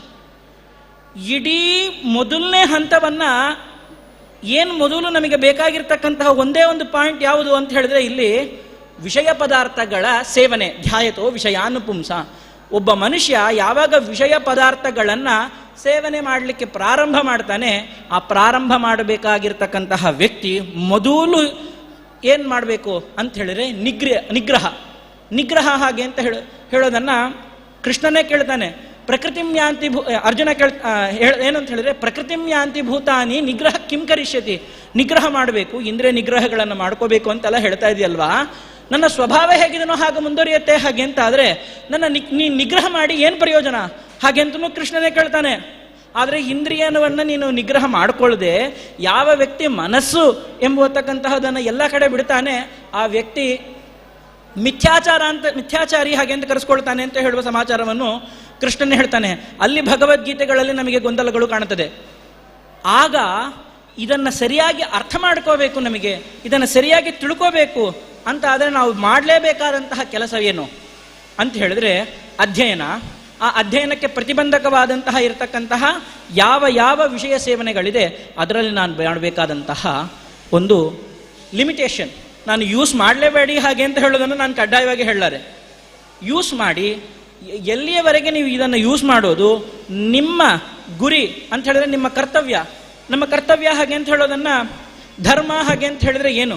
ಇದು ಆ್ಯಕ್ಚುಲಿ ನಾನು ತುಂಬ ಪ್ರಶ್ನೆಗಳನ್ನು ಇಟ್ಕೊಂಡಿದ್ದೆ. ಈಗಿನ ಯುವಕರಲ್ಲಿ ಇರ್ತಕ್ಕಂತಹ ಪ್ರಶ್ನೆ, ಧರ್ಮ ಅಂತ ಹೇಳಿದ್ರೆ ಏನು, ಯಾವುದು ಧರ್ಮ, ಯಾವುದನ್ನು ಪಾಲನೆ ಮಾಡಬೇಕು ಅನ್ನುವ ತುಂಬ ಗೊಂದಲಗಳಿದ್ದಾಗ ಗೀತಾ ತಾತ್ಪರ್ಯದಲ್ಲೂ ಆಚಾರ್ಯರು ಹೇಳ್ತಕ್ಕಂತಹ ಒಂದು ಡೆಫಿನೇಷನ್ ಇದೆ. ಧರ್ಮ ಅಂತ ಹೇಳಿದ್ರೆ ಸ್ವವಿಹಿತ ವೃತ್ಯ ಭಕ್ತ್ಯ ಭಗವದ್ ಆರಾಧನಮೇವ ಪರಮೋ ಧರ್ಮ. ಸ್ವವಿಹಿತ ವೃತ್ತಿಯಾಗಿರಬೇಕು. ನಾನು ಭಗವದ್ ಆರಾಧನೆಯನ್ನು ಮಾಡಬೇಕು. ನಾನು ಭಗವದ್ ಆರಾಧನೆಯನ್ನು ಮಾಡ್ತೇನೆ ಅಂತ ಹೇಳಿ ನಾನು ಒಬ್ಬ ವಿದ್ಯಾರ್ಥಿ ಅಧ್ಯಯನವನ್ನು ಮಾಡಬೇಕು. ಆದರೆ ಭಗವಂತನನ್ನು ಮೆಚ್ಚಿಸಬೇಕು ಹಾಗೆ ಅಂತ ಹೇಳೋದನ್ನು ಈ ಪ್ರವಚನಗಳಲ್ಲೆಲ್ಲ ಕೇಳಿಕೊಂಡೆ ನಾನು. ಹಾಗಾದರೆ ನಾನು ಏನು ಮಾಡ್ತೇನೆ, ಓದೋದನ್ನು ಬಿಟ್ಟು ಭಗವಂತನ ಪೂಜೆಯನ್ನು ಮಾಡಬೇಕು ಅಂತ ಹೇಳಿ ಓದೋ ಕರ್ತವ್ಯವನ್ನು ಬಿಟ್ಟು ನಾನು ಹೋಗಿ ಭಗವಂತನ ಪೂಜೆಯನ್ನು ಮಾಡ್ತೇನೆ? ಅಲ್ಲ, ಅದು ಧರ್ಮ ಅಲ್ಲ. ನಿನ್ನ ಧರ್ಮ ಏನು? ನೀನು ಓದಬೇಕು. ನೀನು ಓದುತ್ತಾ ಏನು ಮಾಡಲಿಕ್ಕಾಗತ್ತೆ ಅದನ್ನು ಮಾಡು. You can balance. If you can balance both you can. ಅದು ನಿನ್ನ ಸಾಮರ್ಥ್ಯ, ಯಥಾಶಕ್ತಿ ನಾನು ಕೊಟ್ಟಿದ್ದೇನೆ. ನಿನ್ನ ಕರ್ಮಕ್ಕೆ ತಕ್ಕ ಹಾಗೆ, ನಿನ್ನ ಸ್ವಭಾವಕ್ಕೆ ತಕ್ಕ ಹಾಗೆ ನೀನು ಮಾಡಲಿಕ್ಕಾಗತ್ತೆ, ಅದನ್ನು ನಾನು ಕೊಟ್ಟಿದ್ದೇನೆ. ಒಂದು ವೇಳೆ ಇದನ್ನು ಬಿಟ್ಟು ಅದನ್ನು ಹೋಗ್ತಿ ಅಂತ ಹೇಳಿದ್ರೆ ಅದು ಧರ್ಮ ಆಗೋದಿಲ್ಲ. ಈ ಕ್ಲಾರಿಫಿಕೇಶನ್ ಅನ್ನು ನಮ್ಮನ್ನು ಕೊಡಲಿಕ್ಕೆ ಆಗತ್ತೆ. ಸರಿ, ಆಯಿತು. ಈ ಅನೇಕ ರೀತಿಯಾದಂತಹ ಈ ಪ್ರಭಾವಕ್ಕೆ ಸಿಲುಕಿದಿರ್ತಕ್ಕಂತಹ ಒಬ್ಬ ವ್ಯಕ್ತಿ ಏನು ಮಾಡಬೇಕು? ಅವನಿಗೆ ಸೆಲ್ಫ್ ಡೌಟ್ ಬರುತ್ತೆ, ನನ್ನ ಕಡೆ ಮಾಡ್ಲಿಕ್ಕೆ ಆಗುತ್ತೋ ಇಲ್ವೋ ಅಂತ ಹೇಳೋದು. ಯಾಕೆಂತ ಹೇಳಿದ್ರೆ ಈ ಪ್ರಾಸೆಸ್ ಎಲ್ಲ ನನಗೂ ಆಗಿದೆ. ಯಾವಾಗ ನಾವು ಸರಿಯಾದಂತಹ ಡೆಡ್ಲೈನ್, ಒಂದು ಕೆಲಸವನ್ನು ಮಾಡಬೇಕು ಅಂತ ಆದರೆ ಒಂದು ಕೆಲಸಕ್ಕೆ ಡೆಡ್ಲೈನೇ ಇಲ್ಲ ಹಾಗೆ ಅಂತ ಹೇಳಿದ್ರೆ ನಮ್ಮ ಕಡೆ ಕೆಲಸವನ್ನು ಸರಿಯಾಗಿ ಮಾಡಲಿಕ್ಕೆ ಆಗೋದಿಲ್ಲ. ಒಂದು ಕೆಲಸಕ್ಕೆ ಒಂದು ಡೆಡ್ಲೈನ್ ಇರಲೇಬೇಕು. ಆ ಡೆಡ್ಲೈನ್ಗೆ ಒಂದೊಂದಕ್ಕೂ ರೀತಿಯಾದಂತಹ ಅಚೀವ್ಮೆಂಟಿಗೆ ನಾವು ಮಾಡಲಿಕ್ಕೆ ಬೇಕಾದಂತಹ ಸ್ಮಾಲ್ ಒಂದು ಗೋಲ್ ಇಟ್ಕೋಬೇಕು. ಆ ಗೋಲ್ ಇಲ್ಲ. ಇದನ್ನು ಎಲ್ಲವನ್ನೂ ಕೂಡ ಕೃಷ್ಣ ವ್ಯವಸಾಯಾತ್ಮಿಕ ಬುದ್ಧಿ ರೇಖೇಹ ಕುರುನಂದನ ಅಂತ ಹೇಳುವ ಒಂದೇ ವಾಕ್ಯದಿಂದ ಹೇಳಿದ್ದಾನೆ. ನೀನು ಇನ್ನೊಂದು ಹೇಳಿದ್ದಾನೆ, ಏನು ಅಂತ ಹೇಳಿದ್ರೆ, ಕರ್ಮದಿಂದಾಗಿ ಸಿಲುಕಿ ಒದ್ದಾಡ್ತಾ ಇದ್ದಾರೆ. ಕರ್ಮದಿಂದಾಗಿ ಅಂತ ಹೇಳೋದಕ್ಕೆ ತುಂಬ ಅರ್ಥ ಇದೆ. ಇವಾಗ ಒಂದು ಡೆಡ್ಲೈನ್ ಇತ್ತು, ಆ ಡೆಡ್ಲೈನನ್ನು ನಾವು ಮೀರಿದ್ವಿ, ಅದಕ್ಕೆ ಪೆನಾಲ್ಟಿಯಾಗಿ ಇನ್ನೊಂದು ಬಂತು, ಮತ್ತಿನ್ನೊಂದು ಬಂತು ಅಂತ ಹೇಳಿದ್ರೆ ಇದರದೇ ಕರ್ಮದ ಗೊಂದಲಗಳು ಜಾಸ್ತಿ ಆಯಿತು. ಇದರಿಂದಾಗಿ ನಾವು ನನ್ನನ್ನು ಓವರ್ಕಮ್ ಮಾಡಬೇಕು ಅಂತ ಹೇಳಿದ್ರೆ ಏನು ಮಾಡಬೇಕು? ಬುದ್ಧಿಯುಕ್ತೋ ಜಹಾತಿಹ ಉಭೇ ಸುಕೃತ ದುಷ್ಕೃತೆ. ಬುದ್ಧಿ ಇರ್ತಕ್ಕಂತಹ ವ್ಯಕ್ತಿ, ಸರಿಯಾದಂತಹ ಬುದ್ಧಿ ಇತ್ತು ಅಂತ ಹೇಳಿದ್ರೆ ಸುಕೃತ ಯಾವುದು, ದುಷ್ಕೃತ ಯಾವುದು ಹಾಗೆ ಅಂತ ಹೇಳ್ತಕ್ಕಂತಹ ವಿವೇಚನೆ. ಧರ್ಮ ಅಂತ ಹೇಳೋದು ತುಂಬ ವಿಸ್ತಾರವಾದದ್ದು, ಕಡಲು ಹಾಗೆ ಅಂತ ಹೇಳ್ತಾರೆ. ಅದು ಅಷ್ಟೇ ದೊಡ್ಡ ಕಡಲು ಹೌದು. ಅದನ್ನು ವಿವೇಚನೆ ಮಾಡಲಿಕ್ಕೆ ಬೇಕಾಗಿರ್ತಕ್ಕಂತಹ ಪಂಥ ಅತ್ಯಂತ ಸೂಕ್ಷ್ಮವಾದ ಪಂಥ. ಅದನ್ನು ಸರಿಯಾಗಿ ನಾವು ತಿಳ್ಕೋಬೇಕು ಅಂತಾದರೆ ಎಲ್ಲರಿಗೂ ಕೂಡ ಈಗಿನ ಕಾಲಕ್ಕೂ ಸಂಬಂಧಪಟ್ಟಂಥದ್ದು ಒಂದು ಅಂತ ಹೇಳಿದ್ರೆ ಭಗವದ್ಗೀತೆ. ಅದು ಹೆಸರೇ ಹೇಳ್ತಾ ಇದೆ, ಭಗವದ್ ಗೀತಾ, ಭಗವಂತನ ಗೀತೆ, ಭಗವಂತನ ಹಾಡು. ಭಗವಂತ ಸ್ವಯಮಾಗಿ ಹಾಡಿರ್ತಕ್ಕಂಥದ್ದು. ಯದ್ಯಪಿ ಮಹಾಭಾರತ, ನಾನು ದ್ವೈತಿಗಳ ಪರ್ಸ್ಪೆಕ್ಟಿವ್ನಲ್ಲಿ ಮಾತಾಡಬೇಕು ಅಂತ ಆದರೆ, ಭಗವಂತ ಸಾಕ್ಷಾತ್ ವೇದವ್ಯಾಸ ದೇವರೇ ಮಹಾಭಾರತವನ್ನು ರಚನೆ ಮಾಡಿದ್ದು. ಕೋಹ್ಯಣ್ಯ ಪುಂಡರೀಕಾಕ್ಷಾತ್ ಮಹಾಭಾರತ ಕೃತ್ ಭವೇತ್. ನಾರಾಯಣ ಹೊರತಾದಂತಹ ಬೇರೆ ವೇದವ್ಯಾಸರಲ್ಲ, ಇಲ್ಲ. ಆ ವೇದವ್ಯಾಸರನ್ನು ಬಿಟ್ಟು ಬೇರೆ ಯಾರಿಂದಾಗೂ ಮಹಾಭಾರತದ ರಚನೆಯನ್ನು ಮಾಡಲಿಕ್ಕಾಗೋದಿಲ್ಲ. ಯಾಕೆ ಅಂತ ಹೇಳಿದ್ರೆ, ವೇದಾದಪಿ ಪರಂ ಚಕ್ರೆ, ಎಲ್ಲ ವೇದವನ್ನು ತಿಳಿದುಕೊಂಡಿರ್ತಕ್ಕಂತಹ ಆ ವೇದವ್ಯಾಸರು ವೇದಕ್ಕಿಂತಲೂ ಕೂಡ ಉತ್ತಮವಾದಂಥ ಒಂದು ಗ್ರಂಥ ಅಂತ ಹೇಳಿದ್ರೆ ವೇದದಲ್ಲಿ ಹೇಳಿದ್ದಿರಬೇಕು. ವೇದದಲ್ಲಿ ಹೇಳದೇ ಇರತಕ್ಕಂತಹ ಒಂದು ಭಗವಂತನ ಬುದ್ಧಿಗೆ ಮಾತ್ರ ವಿಷಯವಾಗಿರ್ತಕ್ಕಂತಹ ಎಷ್ಟೋ ವಿಷಯಗಳನ್ನು ಹೇಳಬೇಕು ಅಂತಾದರೆ ಅದು ಸರ್ವಜ್ಞನಾದಂತಹ ವೇದವ್ಯಾಸರಿಂದಾಗಿ ಮಾತ್ರ ಮಾಡಲಿಕ್ಕೆ ಸಾಧ್ಯ. ಅದರಿಂದಾಗಿ ವೇದಾದಪಿ ಪರಂ ಚಕ್ರೆ ಅಂಥವರು ಬರೆದಂತಹ ಮಹಾಭಾರತ.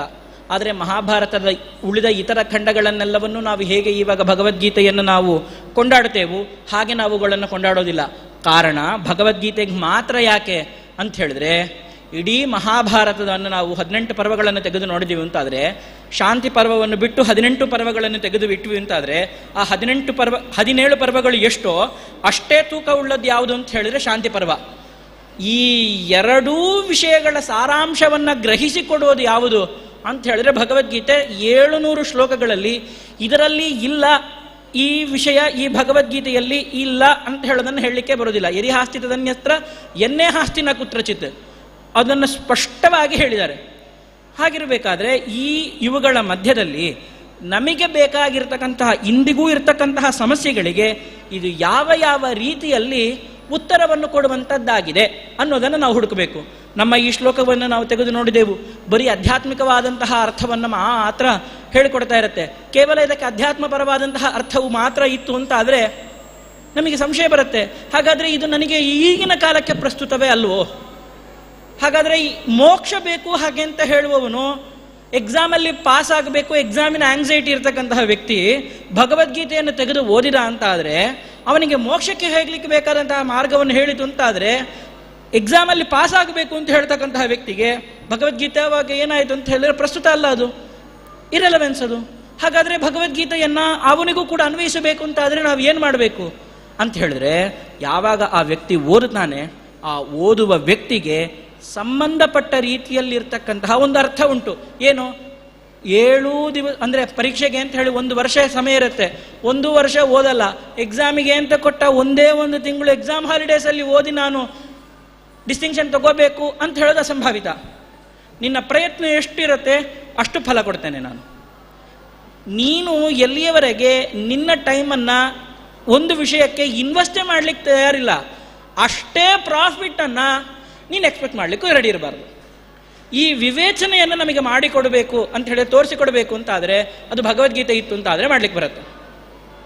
ನಾನು ಎಷ್ಟು ಎಕ್ಸ್ಪೆಕ್ಟೇಷನ್ ಮಾಡ್ಬೋದು, ಈ ವಿಷಯದಲ್ಲಿ ಎಷ್ಟು ಟೈಮ್ ಸ್ಪೆಂಡ್ ಮಾಡ್ಬೋದು, ಈ ವಿಷಯ ನನಗೆ ಯಾವ ರೀತಿ ನನ್ನ ಫ್ಯೂಚರ್ ಗೋಲಿಗೆ ಅನುಕೂಲವಾಗತ್ತೆ, ಈ ಥರವಾದಂತಹ ಆಲೋಚನೆಯನ್ನು ನಾವು ಯಾವಾಗ ಮಾಡೋದಿಲ್ಲ ಅಲ್ಲಿಯವರೆಗೆ ನಾವು ನಮ್ಮ ಗುರಿಯನ್ನು ಮುಟ್ಟೋದೇ ಇಲ್ಲ. ಅದನ್ನು ಉದ್ಧರೇದ್ ಆತ್ಮಾನಂ ನಾವಸಾರಿಗೆ. ಆತ್ಮೈವ ಹ್ಯಾತ್ಮನೋ ಬಂಧು ಆತ್ಮೈವ ರಿಪುಃ ಆತ್ಮನಃ. ಅವನೇ ಬಂಧು ಅವನೇ ರಿಪು. ಆತ್ಮ ಹಾಗೆ ಅಂತ ಹೇಳೋ ಶಬ್ದಕ್ಕೆ ತುಂಬ ಅರ್ಥ ಮಾಡಿದ್ದಾರೆ. ಆತ್ಮಾನಂ ಉದ್ಧರೇತ್ ಅಂತ ಹೇಳಿದ್ರೆ ಆತ್ಮನ ಅಂತ ಹೇಳಿದ್ರೆ ಆತ್ಮ ಶಬ್ದಕ್ಕೆ ಮನಸ್ಸು ಅಂತಂದು ಅರ್ಥ. ಆ ಮನಸ್ಸಿನಿಂದಾಗಿ ಆತ್ಮ ಅಂತ ಹೇಳಿದ್ರೆ ಜೀವಾತ್ಮನನ್ನು ಉದ್ಧಾರ ಮಾಡಬೇಕು.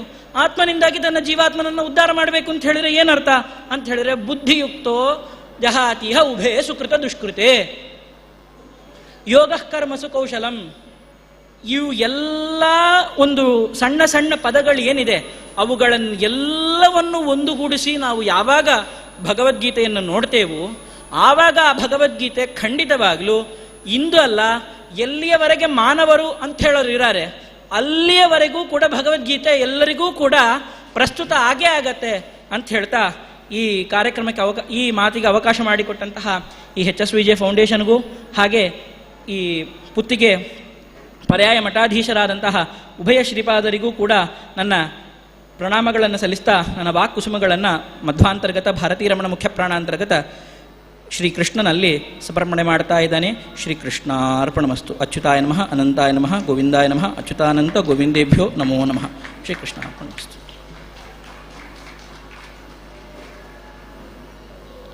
ಪ್ರಣಾಮಗಳು ಸರ್. ಬಹಳ ಸುಂದರವಾಗಿರ್ತಕ್ಕಂತಹ ಉಪನ್ಯಾಸ ನಿಮ್ಮದು, ಎಲ್ಲರದು ಅಷ್ಟೇ. So will be moving forward. Now I request Shri Raghavendran Varadarajan, the vocalist, the vexillologist and the CEO of HSVJ prestigious foundation Bangalore, to felicitate Sri Vishnuvardhanji. And for your kind information, Sri Raghavendran Varadarajan sir is a great disciple of Vidyabhushan and also Udupi Gopala Krishna.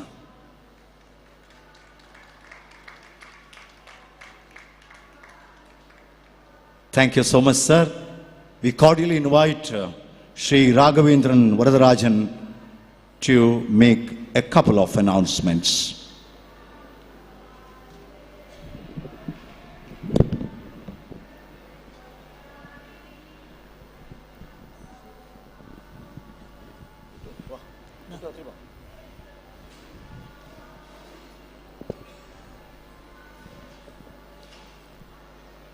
With the blessings of Paryaya Shri Puthige Matha Swamiji's.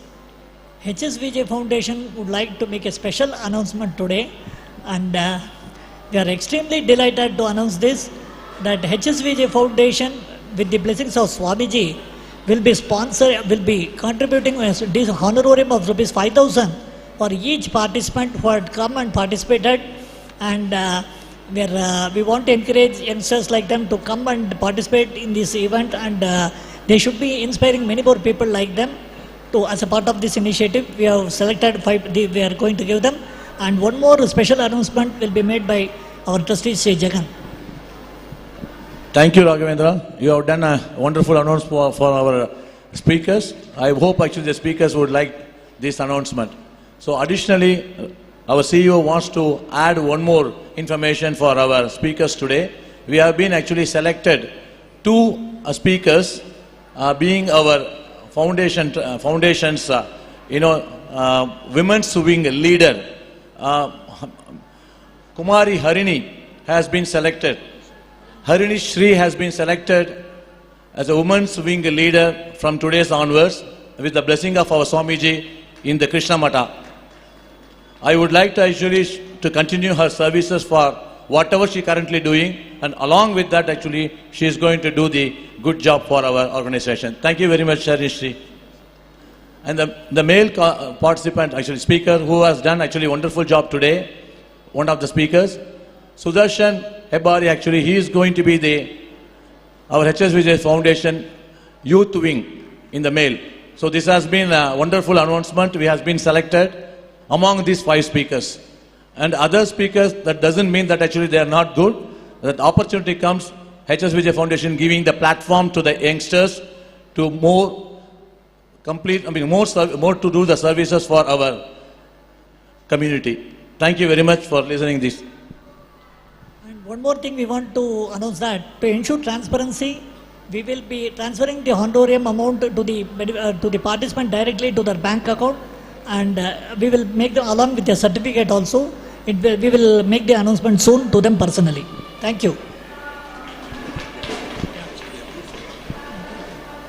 We would like the speakers to come and actually come to the stage to have a group photo, so that actually it will stay as it is, and also it's a history for everyone to see after few many years.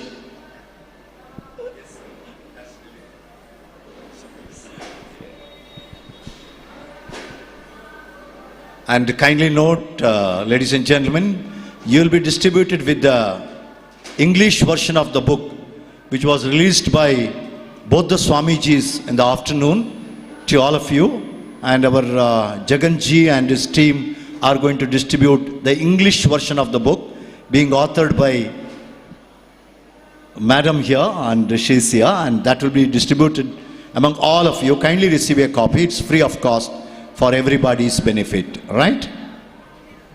We shall have a group photo now, inviting all the speakers onto the stage along with the CEO and the trustees.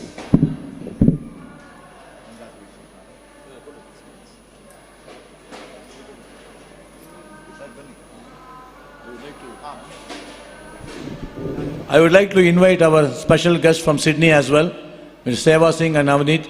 Please come to the stage for the photograph. Thank you.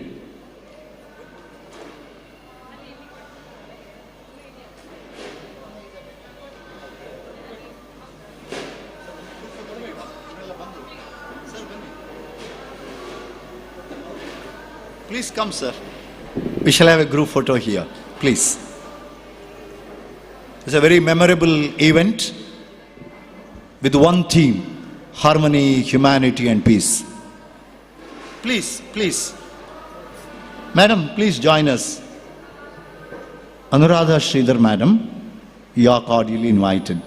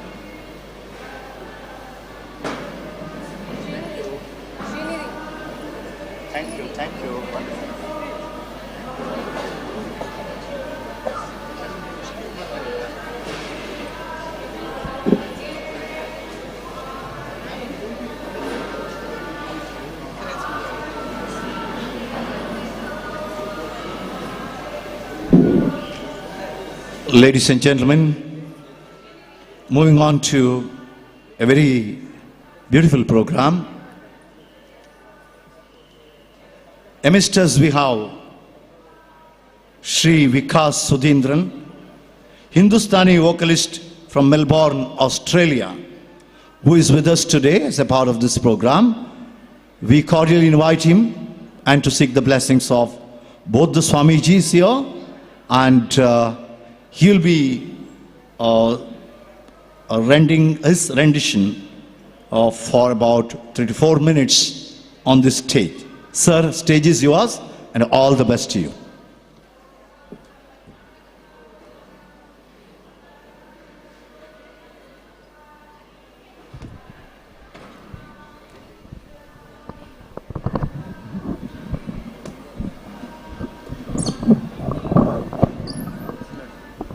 Hello, check. Hello, check.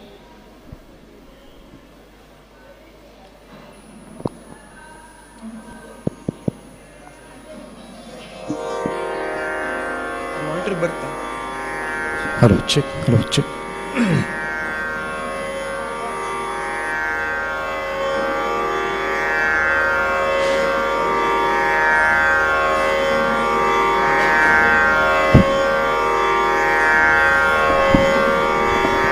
Hello, check.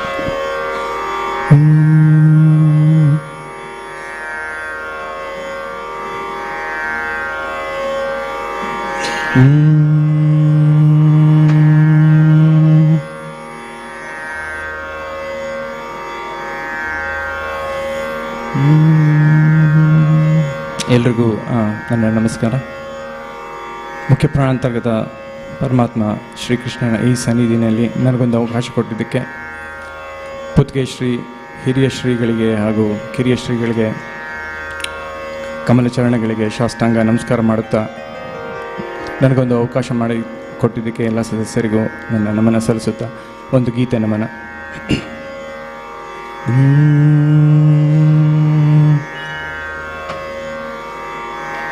ನಿರ್ಮತ್ಯೋಗ್ರ ಭವಾರ್ಣವೇ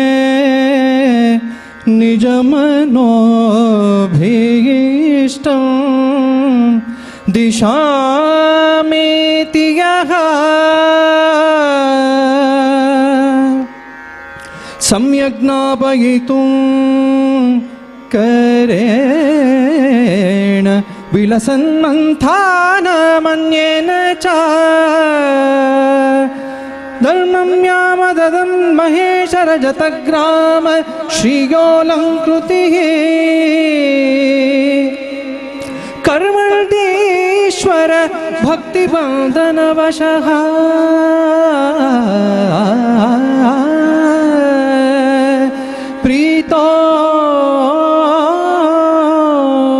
ಪ್ರೀತೋಸ್ತು Krishna ಪ್ರಭು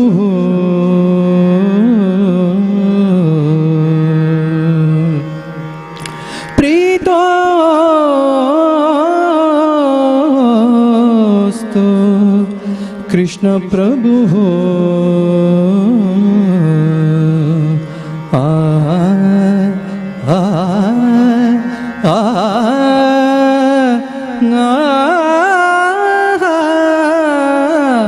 ಕೃಷ್ಣ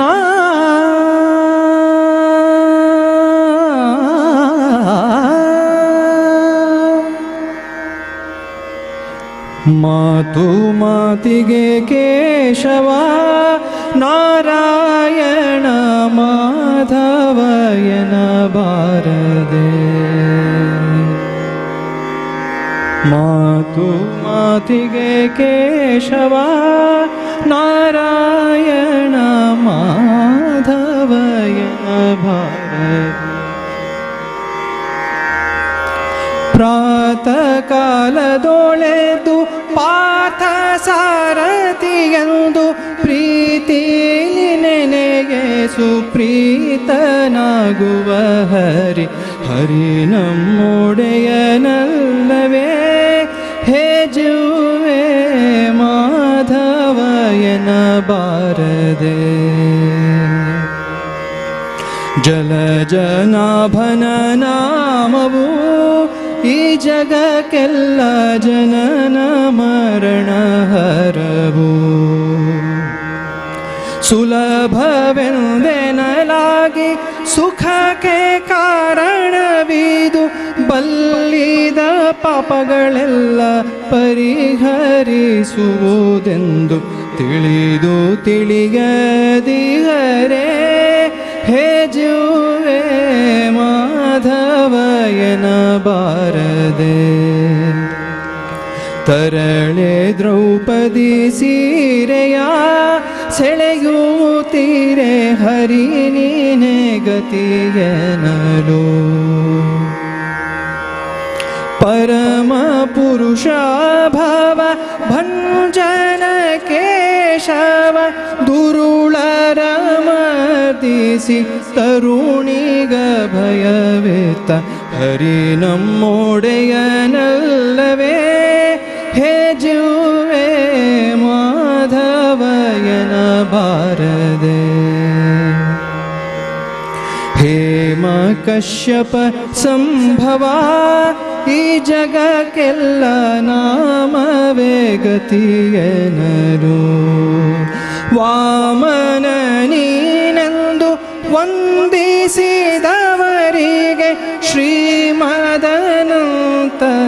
ಸ್ವಾಮಿ ಹಯವದನನು ಕಾಮಿತ ಫಲವೀವನು ಹೇ ಜೀವೇ ಮಾಧವಯನ ಬಾರದೆ ಮಾತು ಮಾತಿಗೆ ಕೇಶವ ನಾರಾಯಣ ಮಾಧವಯನ ಬಾರದೆ ಹೇ ಜೀವೇ ಮಾಧವಯನ ಬಾರದೆ ಹೇ ಜೀವೇ ಮಾಧವಯನ ಬಾರದೆ.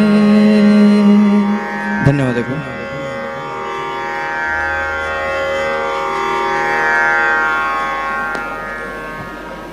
Very excellent rendition by Vidwan Shri Vikas Sudhindran. I'm not with one. Excellent, and we wish you all the best in your future endeavors. We also pray the Almighty God to bless you in the days to come. We are so much pleased and so much involved with your tuning and everything. God bless you, sir. Thank you very much. Jagan sir is here. Sir, you are invited. I'll just say that.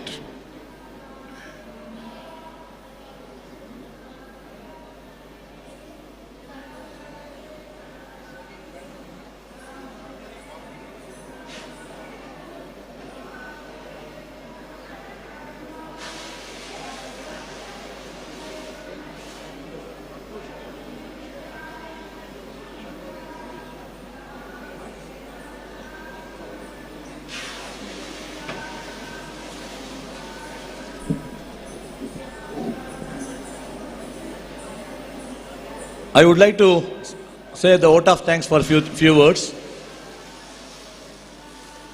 All young speakers, they have done a wonderful job today in the Sri Krishna Udupi Matha under the Ashirvada of our Puthige Srigalu, and also the people who have participated here came from various parts of the world, exclusively in Australia, in Melbourne and Sydney, and also in a various part of India. I really thank for this particular occasion and those who are actually came here today. And I would like to say a few words about our foundation CEO as well. Without his actually effort, this cannot be happen. And also our Swamiji, his Ashirvada is always there. So he is encouraging us actually to do all this events in a various part of the world to ensure our Sanatana Dharma should stay live. Once again, I will thank you very much for all the attendees here. Thank you very much on behalf of HSVJ Foundation, being a trustee. And we would like to continue this event in every part of the cities and the world. Thank you. Thank you very much. Great day today. Pujyaya Raghavendraya Satyadharma Rathaya Cha Bhajatam Kalpavicchaya Namatam Kamadenive. Namaskar to all.